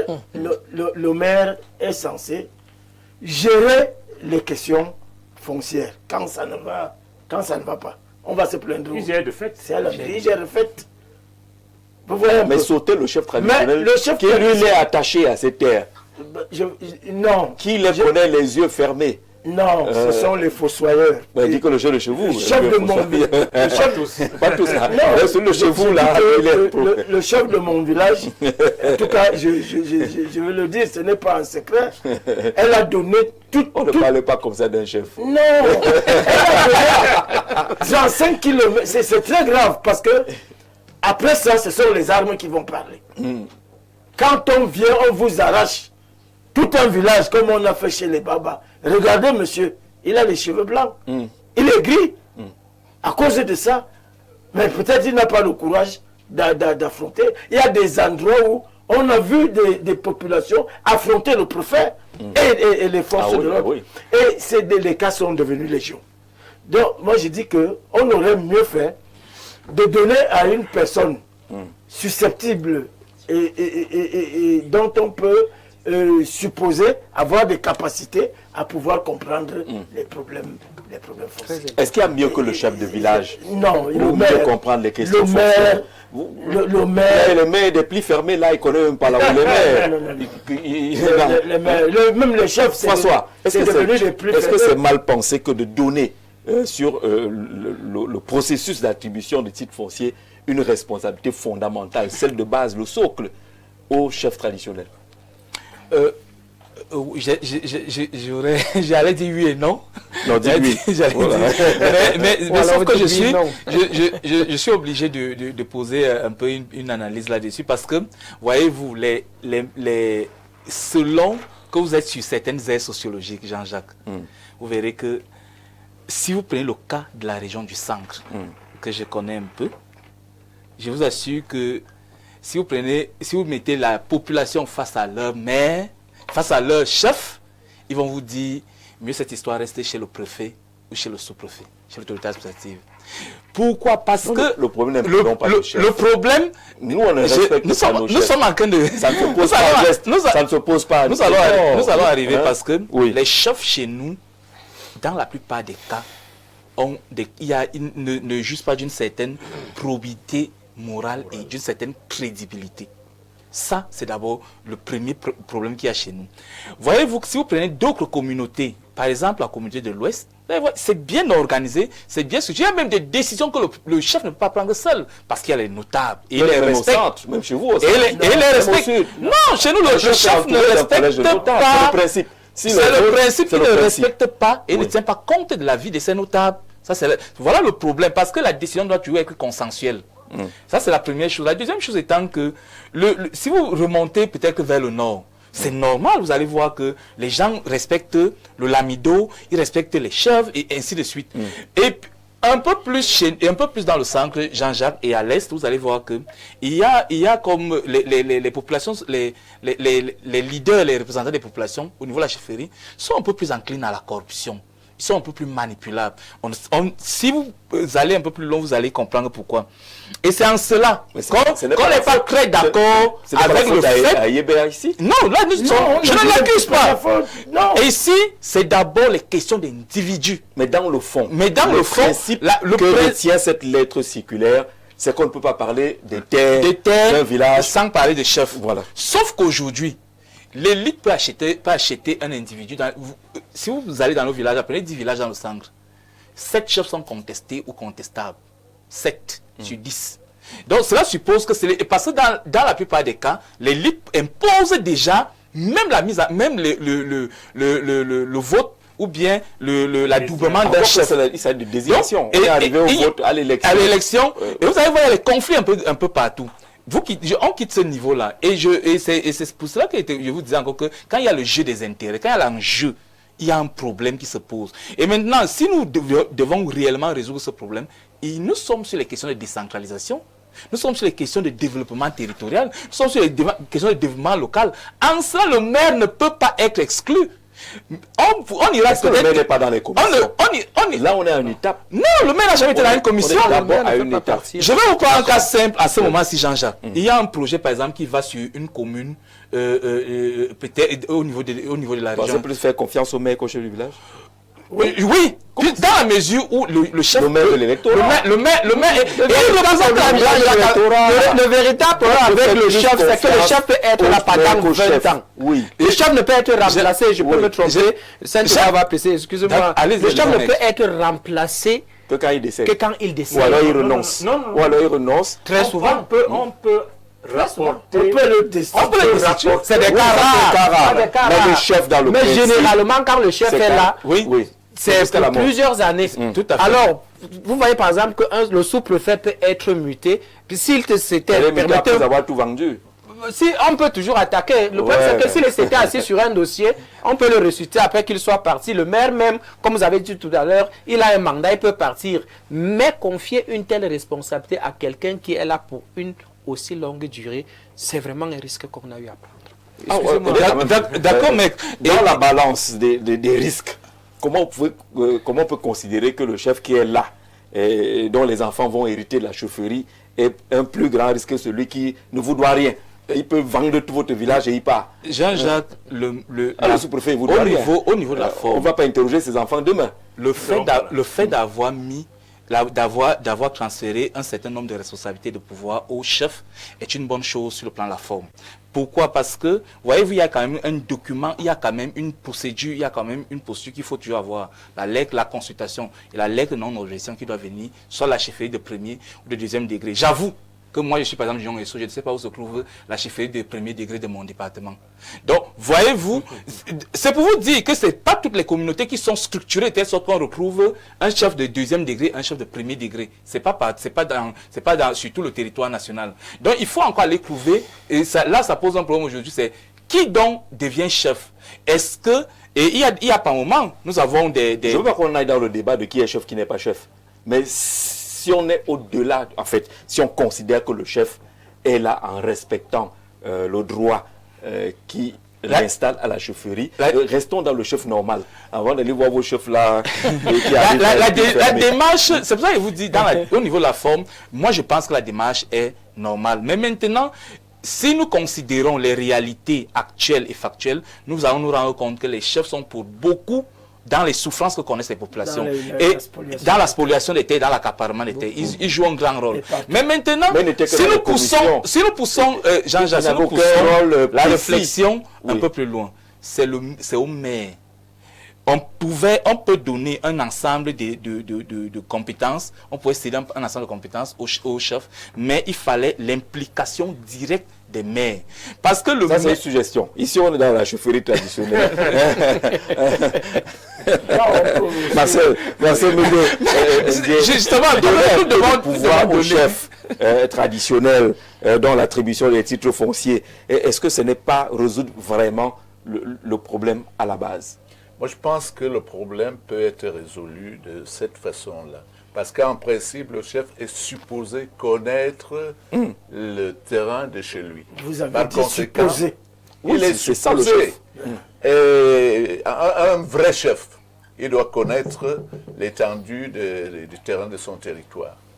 Il n'y a pas de raison qu'il ne les connaisse pas, parce qu'en fait, sinon, il est chef pourquoi? C'est ça le problème. Il est chef pourquoi? Moi, j'ai entendu parler de maire là. Oui. N'oubliez pas que le maire est élu. Il est élu.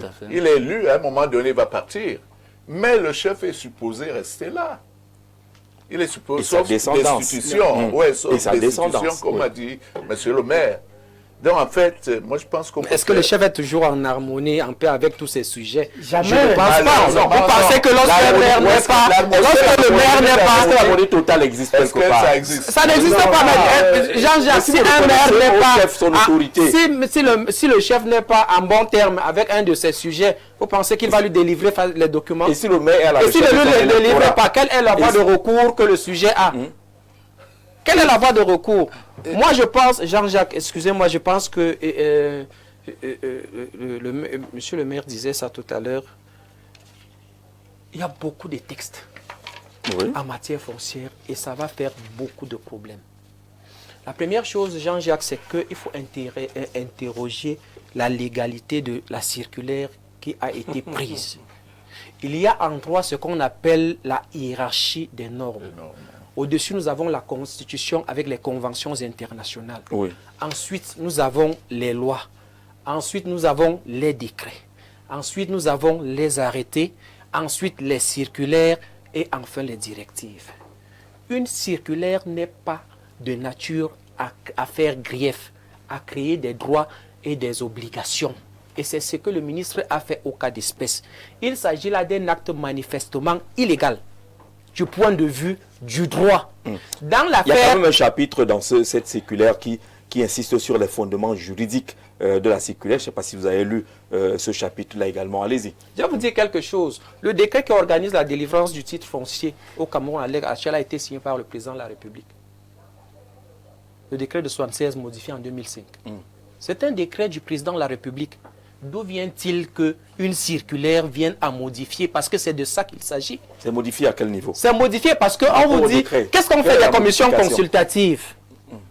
Qui existe toujours. Qui existe toujours. Quand on vous dit que le chef va délivrer telle attestation, à quel niveau donc vous allez situer la commission consultative, qui est une commission constituée de plusieurs membres? Et vous dites que le chef, lui seul... est piloté par le patron du chef. Et piloté par le patron du chef. Et vous dites que le chef, lui seul... le patron du chef? Oui. Faut pas qu'on gâte la chose. Jean-Jacques, comment on peut enlever? Parce que jusqu'ici, le décret précise que la constatation des mises en valeur et de l'occupation et des mises en valeur relève de la commission consultative. À laquelle le chef est déjà membre. À laquelle le chef est membre. D'où vient-il qu'on prenne une circulaire et qu'on dise que le chef peut délivrer les attestations de, je sais pas moi, jouissance paisible et reconnaissance. Attestation de reconnaissance des droits coutumiers, fonciers coutumiers, et une attestation de jouissance paisible. Chez nous en droit, il y a ce qu'on appelle le principe du double degré de juridiction. Quand une décision part de l'instance pour la cour d'appel, en appel, c'est une collégialité qui statue. On estime qu'un juge pouvait avoir des failles et qu'il faudrait que 3 puissent examiner la cause. Mais ici, c'est l'inverse que la circulaire est en train de faire, c'est-à-dire qu'on estime que la commission consultative n'est pas suffisamment étoffée. Il faut enlever ça pour donner à un individu qu'on appelle le chef. Jean-Jacques, dans l'arrêt Ngonga Ndianke contre Martin contre État du Cameroun, le juge administratif camerounais a défini ce que c'est qu'un acte administratif unilatéral. Ici, dans le cas d'espèce, il s'agit là d'un acte administratif parce que ça crée des droits et des obligations. C'est que le maire Saint-Éloi disait tout à l'heure. Il n'est pas question qu'une circulaire vienne créer des droits et des obligations. La circulaire, par nature, est là pour orienter, pour organiser. Et c'est un acte interne à une administration. Ce n'est pas un acte qui est appelé à régir des particuliers ou alors la situation juridique des particuliers. Donc, nous sommes là en plein dans l'illégalité. On a, comme je vais emprunter ce que Saint-Éloi disait, peut-être qu'on a encore trompé le ministre dans le cas d'espèce. La circulaire dit ceci pour les rôles et portées pratiques de ces attestations. Elles ont pour rôle et portée pratique selon le cas de constater les droits fonciers coutumiers d'une collectivité coutumière ou d'un membre ou la mise en valeur d'une parcelle de terre du domaine national, fournir au chef traditionnel de premier ou de deuxième degré les éléments matériels pour l'élaboration d'une lettre d'objection ou de non-objection dans le cadre d'une procédure d'immatriculation sur une dépendance du domaine national, faciliter les travaux de la commission consultative, c'est bien écrit, faciliter les travaux de la commission consultative dans le cadre de la procédure d'immatriculation des dépendances du domaine national à travers la disponibilité de documents provisoires ou intermédiaires sur l'identité du demandeur, détenteur des droits fonciers coutumiers, la situation du terrain en cause, ainsi que les éléments d'information utiles sur l'auteur des mises en valeur, et puis fournir au délégué départemental du MINCAF des séants les éléments en vue de l'élaboration du certificat de possession des droits fonciers coutumiers administrativement reconnus, amorcer la sécurisation des droits fonciers des couches vulnérables, dont les femmes, les jeunes et les personnes présentant un handicap, de même que les populations autochtones ne disposant pas de titres fonciers, ainsi de suite. Il y a quand même un aspect important qui est là, la facilitation des travaux de la commission consultative. Vous avez quand même une base de travail qu'on vous donne à la commission. Et cette base-là, ce sont ces attestations. Jean-Jacques, moi j'ai une autre compréhension de ce texte. Non, c'est cette circulaire. Oui. Je ne voudrais pas faire attention à quoi devrait servir une circulaire. C'est l'idée qui est derrière. C'est pour ça que je dis que le ministre n'est pas courageux. Il faut régler un problème, mais il faut le régler très facilement. Les problèmes sérieux ont des solutions sérieuses. Là, il paraissent un peu.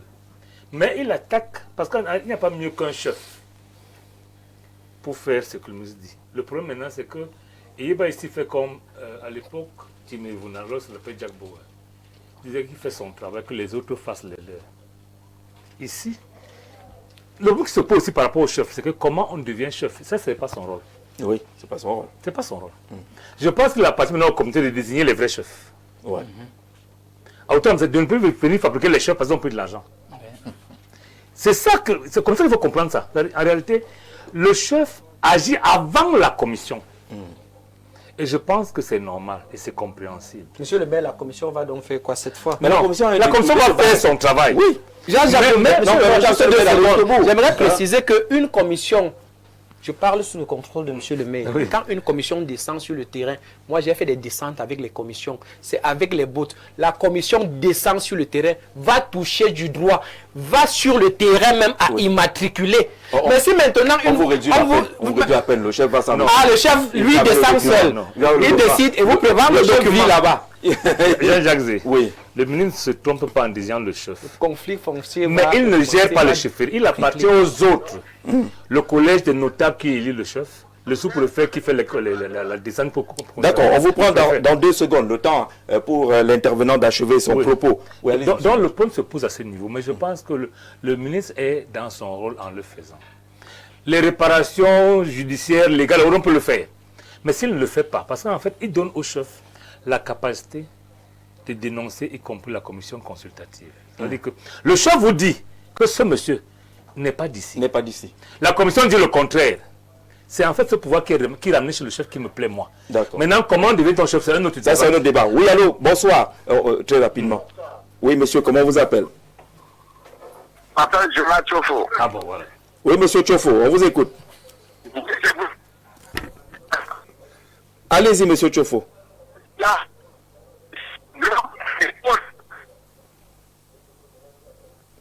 Alors, monsieur Chofo, vous allez couper le haut-parleur de votre téléphone pour qu'on vous écoute dans de meilleures conditions. On va permettre à quelques personnes d'intervenir en direct. Monsieur Chofo, vous nous écoutez?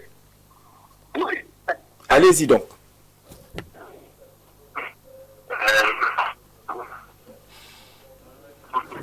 Alors, il doit réduire totalement le volume de son téléviseur pour qu'on l'écoute dans de meilleures conditions. Monsieur Chofo, qui a certainement beaucoup de choses à dire. S'il vous plaît, demandez à mettre si un protocole d'accord notarié signé entre une famille propriétaire d'un terrain avec des financiers pour l'immatriculation de leur terrain et où il précise qu'il donne en échange une parcelle de terrain et précise que la dite parcelle portera le nom de leur chef de famille et qu'on va ajouter après ce nom celui des financiers dans le cadre d'une immatriculation directe. Et est-ce que cela est valable puisque ces financiers ne font pas partie de leur famille et n'ont pas de mise en valeur de cette parcelle? Cette affaire des financiers. Je voulais cette affaire des financiers. Jean-Jacques Zé, avant que Maître ne réponde sur les financiers, je voulais vous dire que le rôle du maire, lorsqu'on est maire, on n'attend pas que son nom soit sur une liste de commissions pour intervenir sur le foncier. Ouais. On ne doit pas attendre. Un vrai maire, vous ne pouvez pas intervenir chez moi sans que je n'ai mon mot à dire. Pour la simple raison qu'en réalité, je suis avec les populations. Vous ne pouvez pas. Parce que le maire qui est censé être éveillé et représenter toutes les populations, même à titre indicatif, dit aux populations, voilà ce qu'on fait, voilà ce qu'on ne fait pas. Et lorsque vous avez en face un maire qui gère également ses chefs, parce que les chefs sont censés être soit ses frères, soit ses parents. Donc le maire n'a pas... Le rôle du maire est prépondérant, qu'on le veut ou pas. Et je pense qu'on va y arriver dans la réforme. Et moi, le moins haïssable, Jean-Jacques Zé, les textes en vigueur donnent la possibilité au maire de protéger les terres. Malheureusement, les populations, quelquefois, ne sont pas d'accord. Je vous prends un cas. Lorsque nous, on arrive à la mairie en 2013, en 2015, nous faisons la première tournée avec le sous-préfet. Parce qu'on gère la logistique. Hein. Il gère parce qu'on gère la logistique. Nous finissons par une visite de terrain, il est 21h. J'ai dit, monsieur le sous-préfet, je pense qu'il faut reporter ça demain. Il me dit non. Je blague en lui disant que c'est pour le poisson. On peut le manger ailleurs. Il ne m'écoute pas, j'arrête les phares de ma voiture. J'ai le soutien des populations. Parce qu'en fait, nous arrivons dans un village, je ne pas le nom, parce que le sous-préfet est devenu préfet aujourd'hui. Oui, les gens achètent les terres en centaines d'hectares. Le chef du village se vante d'avoir acheté la moto avec la vente des terres. Le sous-préfet demande tout le numéro des acheteurs. Moi, je leur dis que c'est illégal, vous ne pouvez pas vendre. Qu'est-ce que je fais? Je prends la loi forestière et je protège en faisant la forêt communale partout. Malheureusement, les gens ont expliqué la forêt communale comme étant la propriété du maire. Ça fait que nous avons passé 2 ans à expliquer que, en fait, la commune étant votre propriété, les terres de la commune sont les vôtres. Donc, les maires ont beaucoup de business dont ils peuvent faire usage pour protéger les terres. Le problème aujourd'hui, c'est que Eba ici utilise la mauvaise formule pour régler un problème fondamental. Ramener ça à la chefferie traditionnelle, la vraie chefferie, qui n'est pas le subalterne du sous-préfet. Parce que c'est ça le problème. On a fait la chefferie, surtout dans le centre et sud. Ils sont des auxiliaires d'administration. C'est ça le problème. Je pense qu'il se pose un acte qui va nous obliger à faire la vraie réforme sur les chefferies.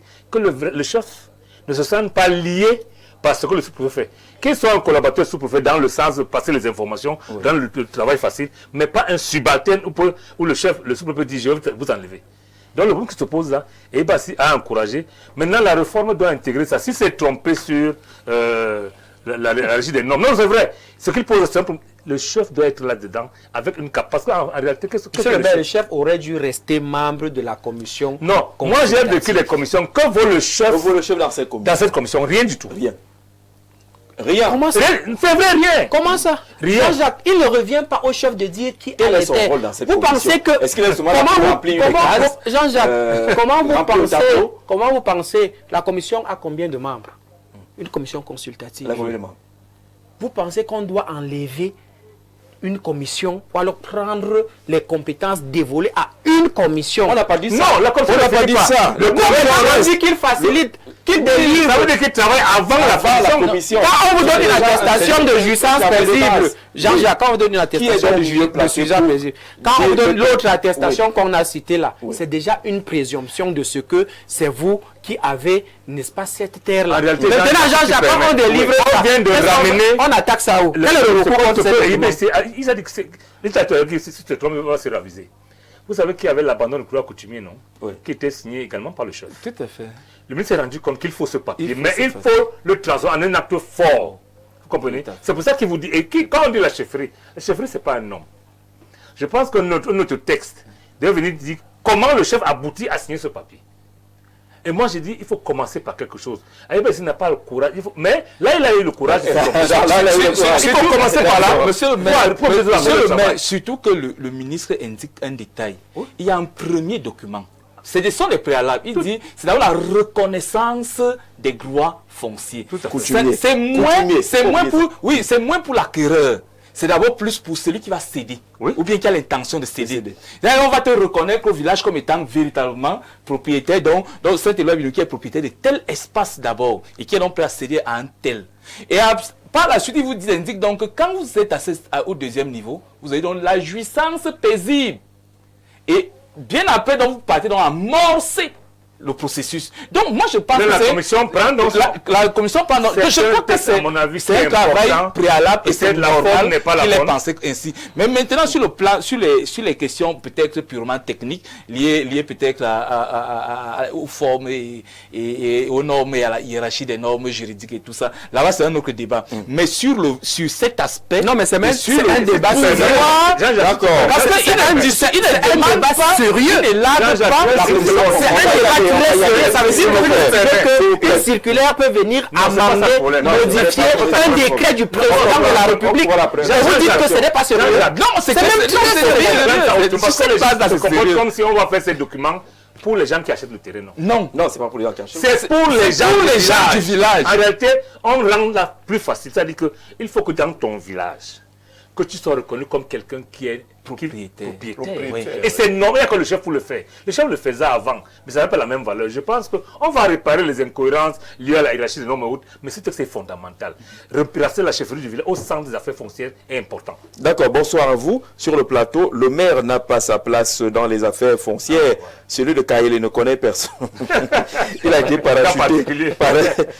parachuté par un ministre de la place. C'est Sadio, depuis Kaélé, qui envoie... vraiment Sadio, donc tu veux dire que ton maire... ouais, vraiment. Alors, bonsoir Jean-Jacques, la Panthère, merci. Lorsque tout est mêlé en termes de loi, la raison managériale pour assainir la gestion foncière, Foulokang Masok Thomas, ça c'est du Masok Thomas, rien à redire sur cette question-là. Alors, oui, il faut revenir. Sam Severango, si tu as envie d'intervenir en direct, tu peux le faire maintenant. Il se plaint qu'il essaye d'intervenir en direct. On n'a pas muselé le frère Sam Severango. Il ne faut pas que ce soit mal interprété. N'appelez pas monsieur le maire. La question elle est fondamentale. Oui, Sam Severin, on va essayer de te prendre. Ainsi que 2 ou 3. Est-ce qu'on a encore le temps pour prendre 1 ou 2 personnes? Les chefs étaient ici nombreux hier sur le plateau, 5 chefs traditionnels.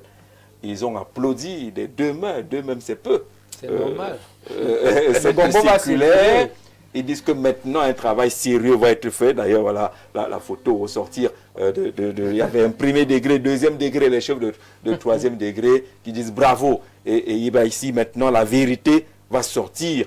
Et qu'eux, ils sont les détenteurs de la vérité, maître. Avant de lire les incohérences, la hiérarchie, on donne l'autorité à l'autorité traditionnelle. Jean-Jacques, j'aimerais que vous puissiez retenir ce jour. Parce que après cette circulaire, les statistiques que M. le maire a bien voulu nous donner en début de cette émission vont exploser. Ça va se multiplier. Allez, on prend rapidement le fait Sam Severango. Bonjour Sam. Bonjour Jean-Jacques, j'espère que vous me recevez. Oui, dans de bonnes conditions. Mais il faut couper le haut-parleur de ton téléphone. Comme ça, on te recevra dans de très meilleures conditions. Allons-y, Sam Severango, sur ce... J'ai coupé le haut-parleur. Je vais dire d'entrée de jeu que le ministre Eyebea, ici que je connais, comme l'un des meilleurs membres du gouvernement sous le renouveau, a véritablement vu très juste. Donc, moi, je voudrais l'encourager dans cette circulaire. Vous savez, depuis quelque temps, on assiste à une levée de bouclier de la part des magistrats et tous les juristes du Cameroun qui font du juridisme de mauvaise loi. Maître qui est sur le plateau. Non, le chef traditionnel de 3e degré n'est pas le subalterne du sous-préfet ou bien le préfet. Monsieur Eyebea ici, et là, monsieur le maire Sylvestre Yek l'a bien reconnu, mais je ne comprends pas qu'il dise une chose et son contraire en même temps. En même temps, il félicite le ministre Eyebea, en même temps, il dit qu'il a pris la mauvaise décision. Non, il n'appartient pas au MINCAF de venir choisir les bons chefs. Non, ce sera désormais au MINAT de réguler la chose. Vous savez que je suis au cœur d'une situation dramatique par le fait de ces mauvaises prises de décision, parce que je voudrais d'ailleurs vous rappeler qu'il y avait un sous-préfet qui a été complice de toutes les combines qui me sont tombées dessus. Je suis complètement exproprié aujourd'hui à travers une personne qui a débarqué dans le cadre d'un lien de mariage, mais qui, à la faveur de quelques manipulations, a réussi à embarquer tout le monde. Et aujourd'hui, le chef de mon village Andor, dans l'Anguilla, Sa Majesté Zambé Obamagloire, qui est officier de police à Obala, qui m'entend,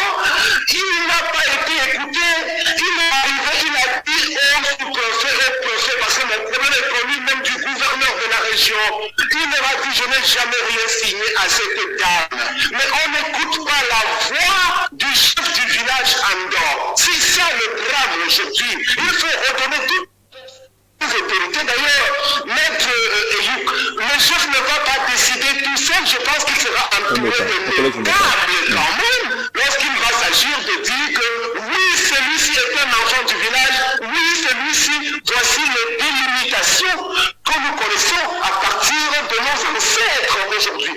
Donc, fatalement, moi, je ne veux pas m'attarder sur le juridisme parce que, à la limite, aujourd'hui, les choses ne sont pas véritablement respectées. Force au ministre Henri Eyébéa ici, qui essaye quand même de donner quelque chose de véritablement compréhensible aujourd'hui. Parce que la guerre foncière est une guerre totale aujourd'hui au Cameroun. Parce que je vous appelle de Yaoundé, dans un lieu où j'habite, qui a été complètement occupé par les anglophones aujourd'hui. Je suis dans l'arrondissement de Mbankomo, au lieu de Malingo.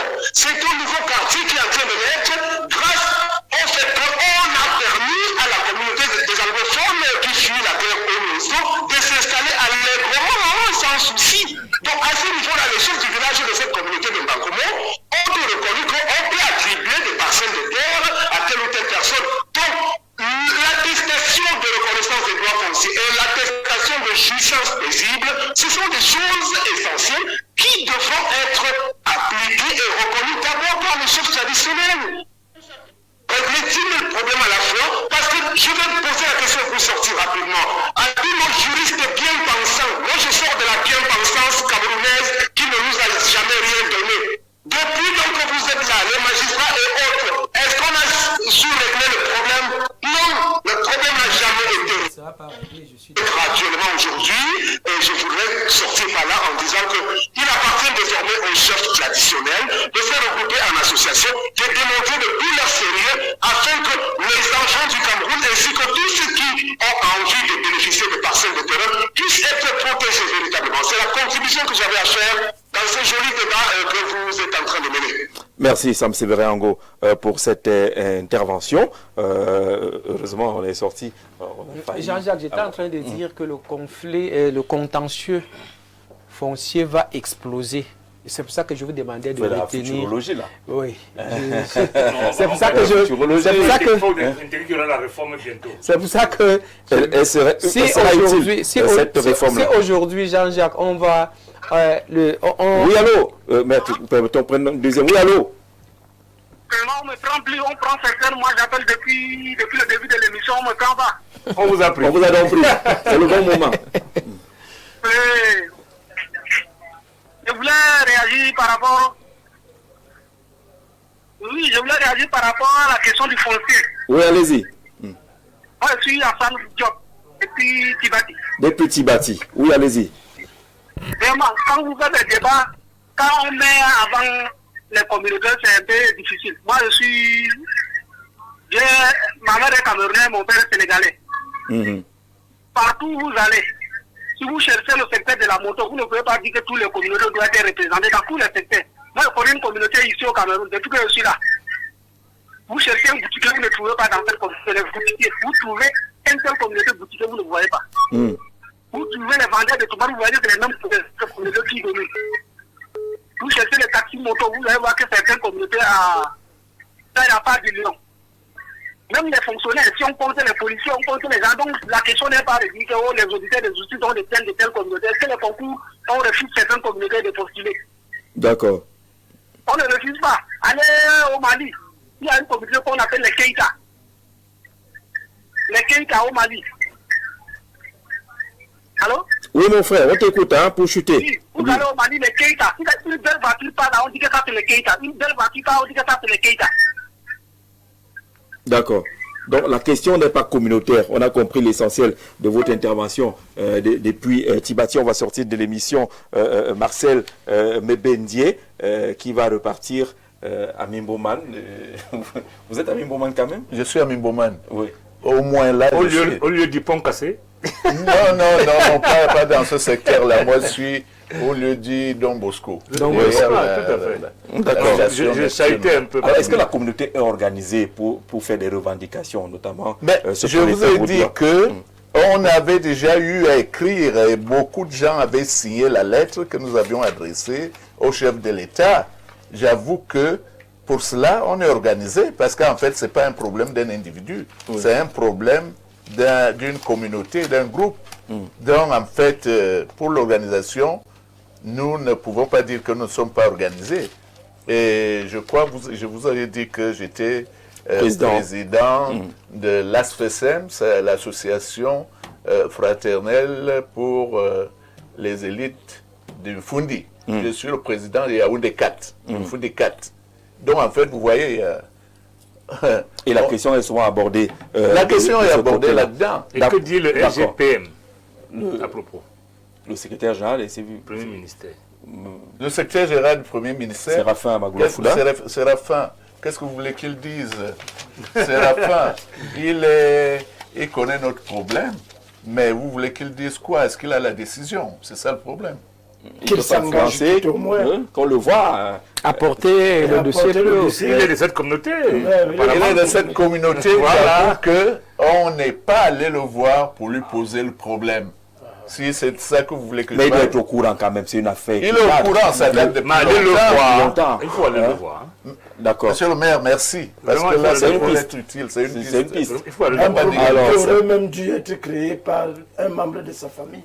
Peut-être aussi. Nucléaire, je vous dis. Alors. Parce qu'en réalité, les Baba, je les connais un peu, c'est mes amis. Je dis, allez voir, c'est la femme Magoula Fouda.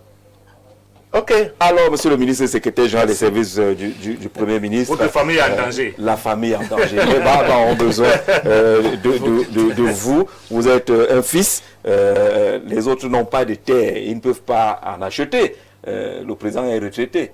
Il lui reste quelques bretelles et puis les lunettes. Merci beaucoup. Merci beaucoup d'être venu, monsieur le président. Monsieur le maire, merci également d'être venu. Oui, en 30 secondes. Je voulais juste en 30 secondes dire que le ministre Yeba ici a pensé comme ça. Il est conseiller. Il a toute une administration derrière lui. Pensons que c'est bien. Mais moi, j'aurais pensé en termes de réforme pour éviter tout ce dont on est victime en ce moment, que le ministre pourrait rendre le titre foncier gratuit. J'ai entendu ces propositions pendant la campagne électorale. Parce que si le titre foncier est gratuit, c'est pas possible. On n'aura plus besoin. Non, pourquoi ce n'est pas possible? Ce sera une réforme courageuse. Tout le monde sait que ce sont les financiers qui sont derrière les communes. On peut régler ce problème autrement. Non, laissez-moi faire ma proposition. Le titre foncier gratuit. Si on rend le titre foncier gratuit, on n'a plus affaire à des financiers. Et les communautés peuvent porter leur terre pour aller... Remarquez, tous ceux qui vendent du terrain sont pauvres. Ceux qui sont riches, ce sont ceux qui sont derrière. Il vous permet de faire un titre foncier sur 40 hectares, on lui donne 10 hectares, il vous rachète les 30 hectares et il les revend à 100 fois. Merci monsieur le maire. Depuis hier, on est devenu distributeur automatique de cette circulaire. J'ai l'impression que tous les chefs du Cameroun finissent par nous appeler, envoyez-nous la circulaire, envoyez-nous MINCAF, envoyez la circulaire aux chefs traditionnels. Par les relais, tous les sous-préfets doivent en avoir. Nous mettons à 22 villages, que le sous-préfet puisse avoir cette circulaire. 40, je suis disposé à accompagner les 40 chefs en leur apportant cette circulaire. Voilà, trouvons des moyens pour que les chefs soient au moins informés, mais il faut les former aussi. Il faudra les former. Le tout n'est pas d'avoir la circulaire, il faut la comprendre. Maintenant, la balle est de l'autre côté, ayons les vrais chefs. C'est tout? Ayons des chefs. C'est tant qu'on aura des chefs. Posons-nous aux faux chefs. On sait comment faire pour avoir un vrai chef. On sait, non? Comment? C'est prévu comment faire pour avoir un vrai chef. 77 est clair dessus, non? Vous savez, vous connaissez très bien la procédure qui conduit à ce qu'on obtient le chef. Vous avez vu beaucoup de choses, vous en connaissez. D'accord. Les vrais chefs, on peut se poser. On va attendre encore. Des vrais chefs. Tant qu'on n'aura pas de vrais chefs, nos terres vont toujours partir. Quand vous avez une chefferie où aucun notable de la chefferie n'est autochtone. Et qui? Chefferie traditionnelle. Je vous dis la chefferie des Foulanes à... Chefferie traditionnelle. Un village. Chefferie traditionnelle. Un notable. Le premier notable, c'est le frère de Lamido. Le deuxième notable, c'est... La question de légitimité. Les décisions prises se posent. Et vous êtes des Foulanes. Oui, vous êtes des Foulanes. Je vous dis, c'est la réalité. Moi, je suis opposé à la désertion de chef dans mon village. C'est la réalité. C'est le chef qui décide ces notables. Monsieur, on vous dit merci d'être tous venus demain vous retrouver. Même le passé, c'est cassette. Le passé, c'est cassette. A même une meilleure place. Alors, vraiment, c'est injuste. Hein? Le passé, c'est cassette est mieux installé que les passagers ordinaires, que les barbas qui sont arrivés ici à 16h. Parce que retrouvez Stéphane Mbarga demain à 17h pour la dernière de la semaine. Nous, on sera là dimanche. Libre expression à partir de 11h30. Merci de rester fidèle au programme de votre chaîne de télévision, la télévision du Vivre Ensemble. Bienvenue à la Minute Santé. Aujourd'hui, on parle toujours des bienfaits de la nature et ce qu'elle nous apporte au quotidien. Il y a plusieurs personnes qui sont victimes, que ce soit de couches de nuit ou de poisons de nuit, et qui déjà, elles ne savent pas qu'elles sont victimes de ça, mais qui détruisent leur vie au quotidien, qui détruisent leur santé au quotidien, qui détruisent leurs activités, leur famille au quotidien. Alors, c'est quoi les couches ou les poisons de nuit? C'est vraiment ce phénomène que lors de votre sommeil, vous rêvez que vous êtes en train d'avoir un rapport sexuel, ou bien vous rêvez que vous êtes en train de manger. Et très souvent, quand vous vous réveillez, vous avez l'impression qu'effectivement vous allez manger, ou bien même parfois vous vous réveillez, vous avez effectivement l'impression d'avoir eu un rapport sexuel pour de vrai. Alors, sachez que si vous êtes victime de ces pratiques malsaines, sachez que désormais c'est possible de vous faire traiter du côté de chez Plante de vie. Et nous avons aussi des personnes là qui, parfois, elles sont dans le déni en disant que non, les choses comme ça, moi je ne peux pas avoir ça, bien qu'elles sont victimes de ça. Mais vous allez constater que tout ce que vous allez entreprendre au quotidien, ça ne marche pas, ou bien ça ne marche presque pas, ou bien c'est toujours au ralenti. C'est-à-dire que même pour avoir un petit peu d'argent quelque part, ce n'est pas toujours le cas. Toi, la femme, tu fais autour des imputés pour avoir l'enfant, tu ne parviens pas à avoir. Tu peux avoir docteur, tu ne parviens pas à avoir, tout simplement parce que tu es victime des couches ou bien des poisons de nuit. On t'a fait opérer des myélome, on t'a fait opérer des fibromes, on t'a fait opérer des kystes ovariens. On te parle des problèmes de grands couchés, mais tu ne trouves toujours pas la guérison. Tout simplement parce que tu es victime des couches et des poisons de nuit. Ce qui veut dire que tant qu'on n'a pas soigné ce problème de couches de nuit et de poisons de nuit, toi, monsieur qui a le problème d'azospermie, toi, madame qui a le problème de conception, il est fort possible donc que tu ne puisses pas prouver la guérison à ton problème.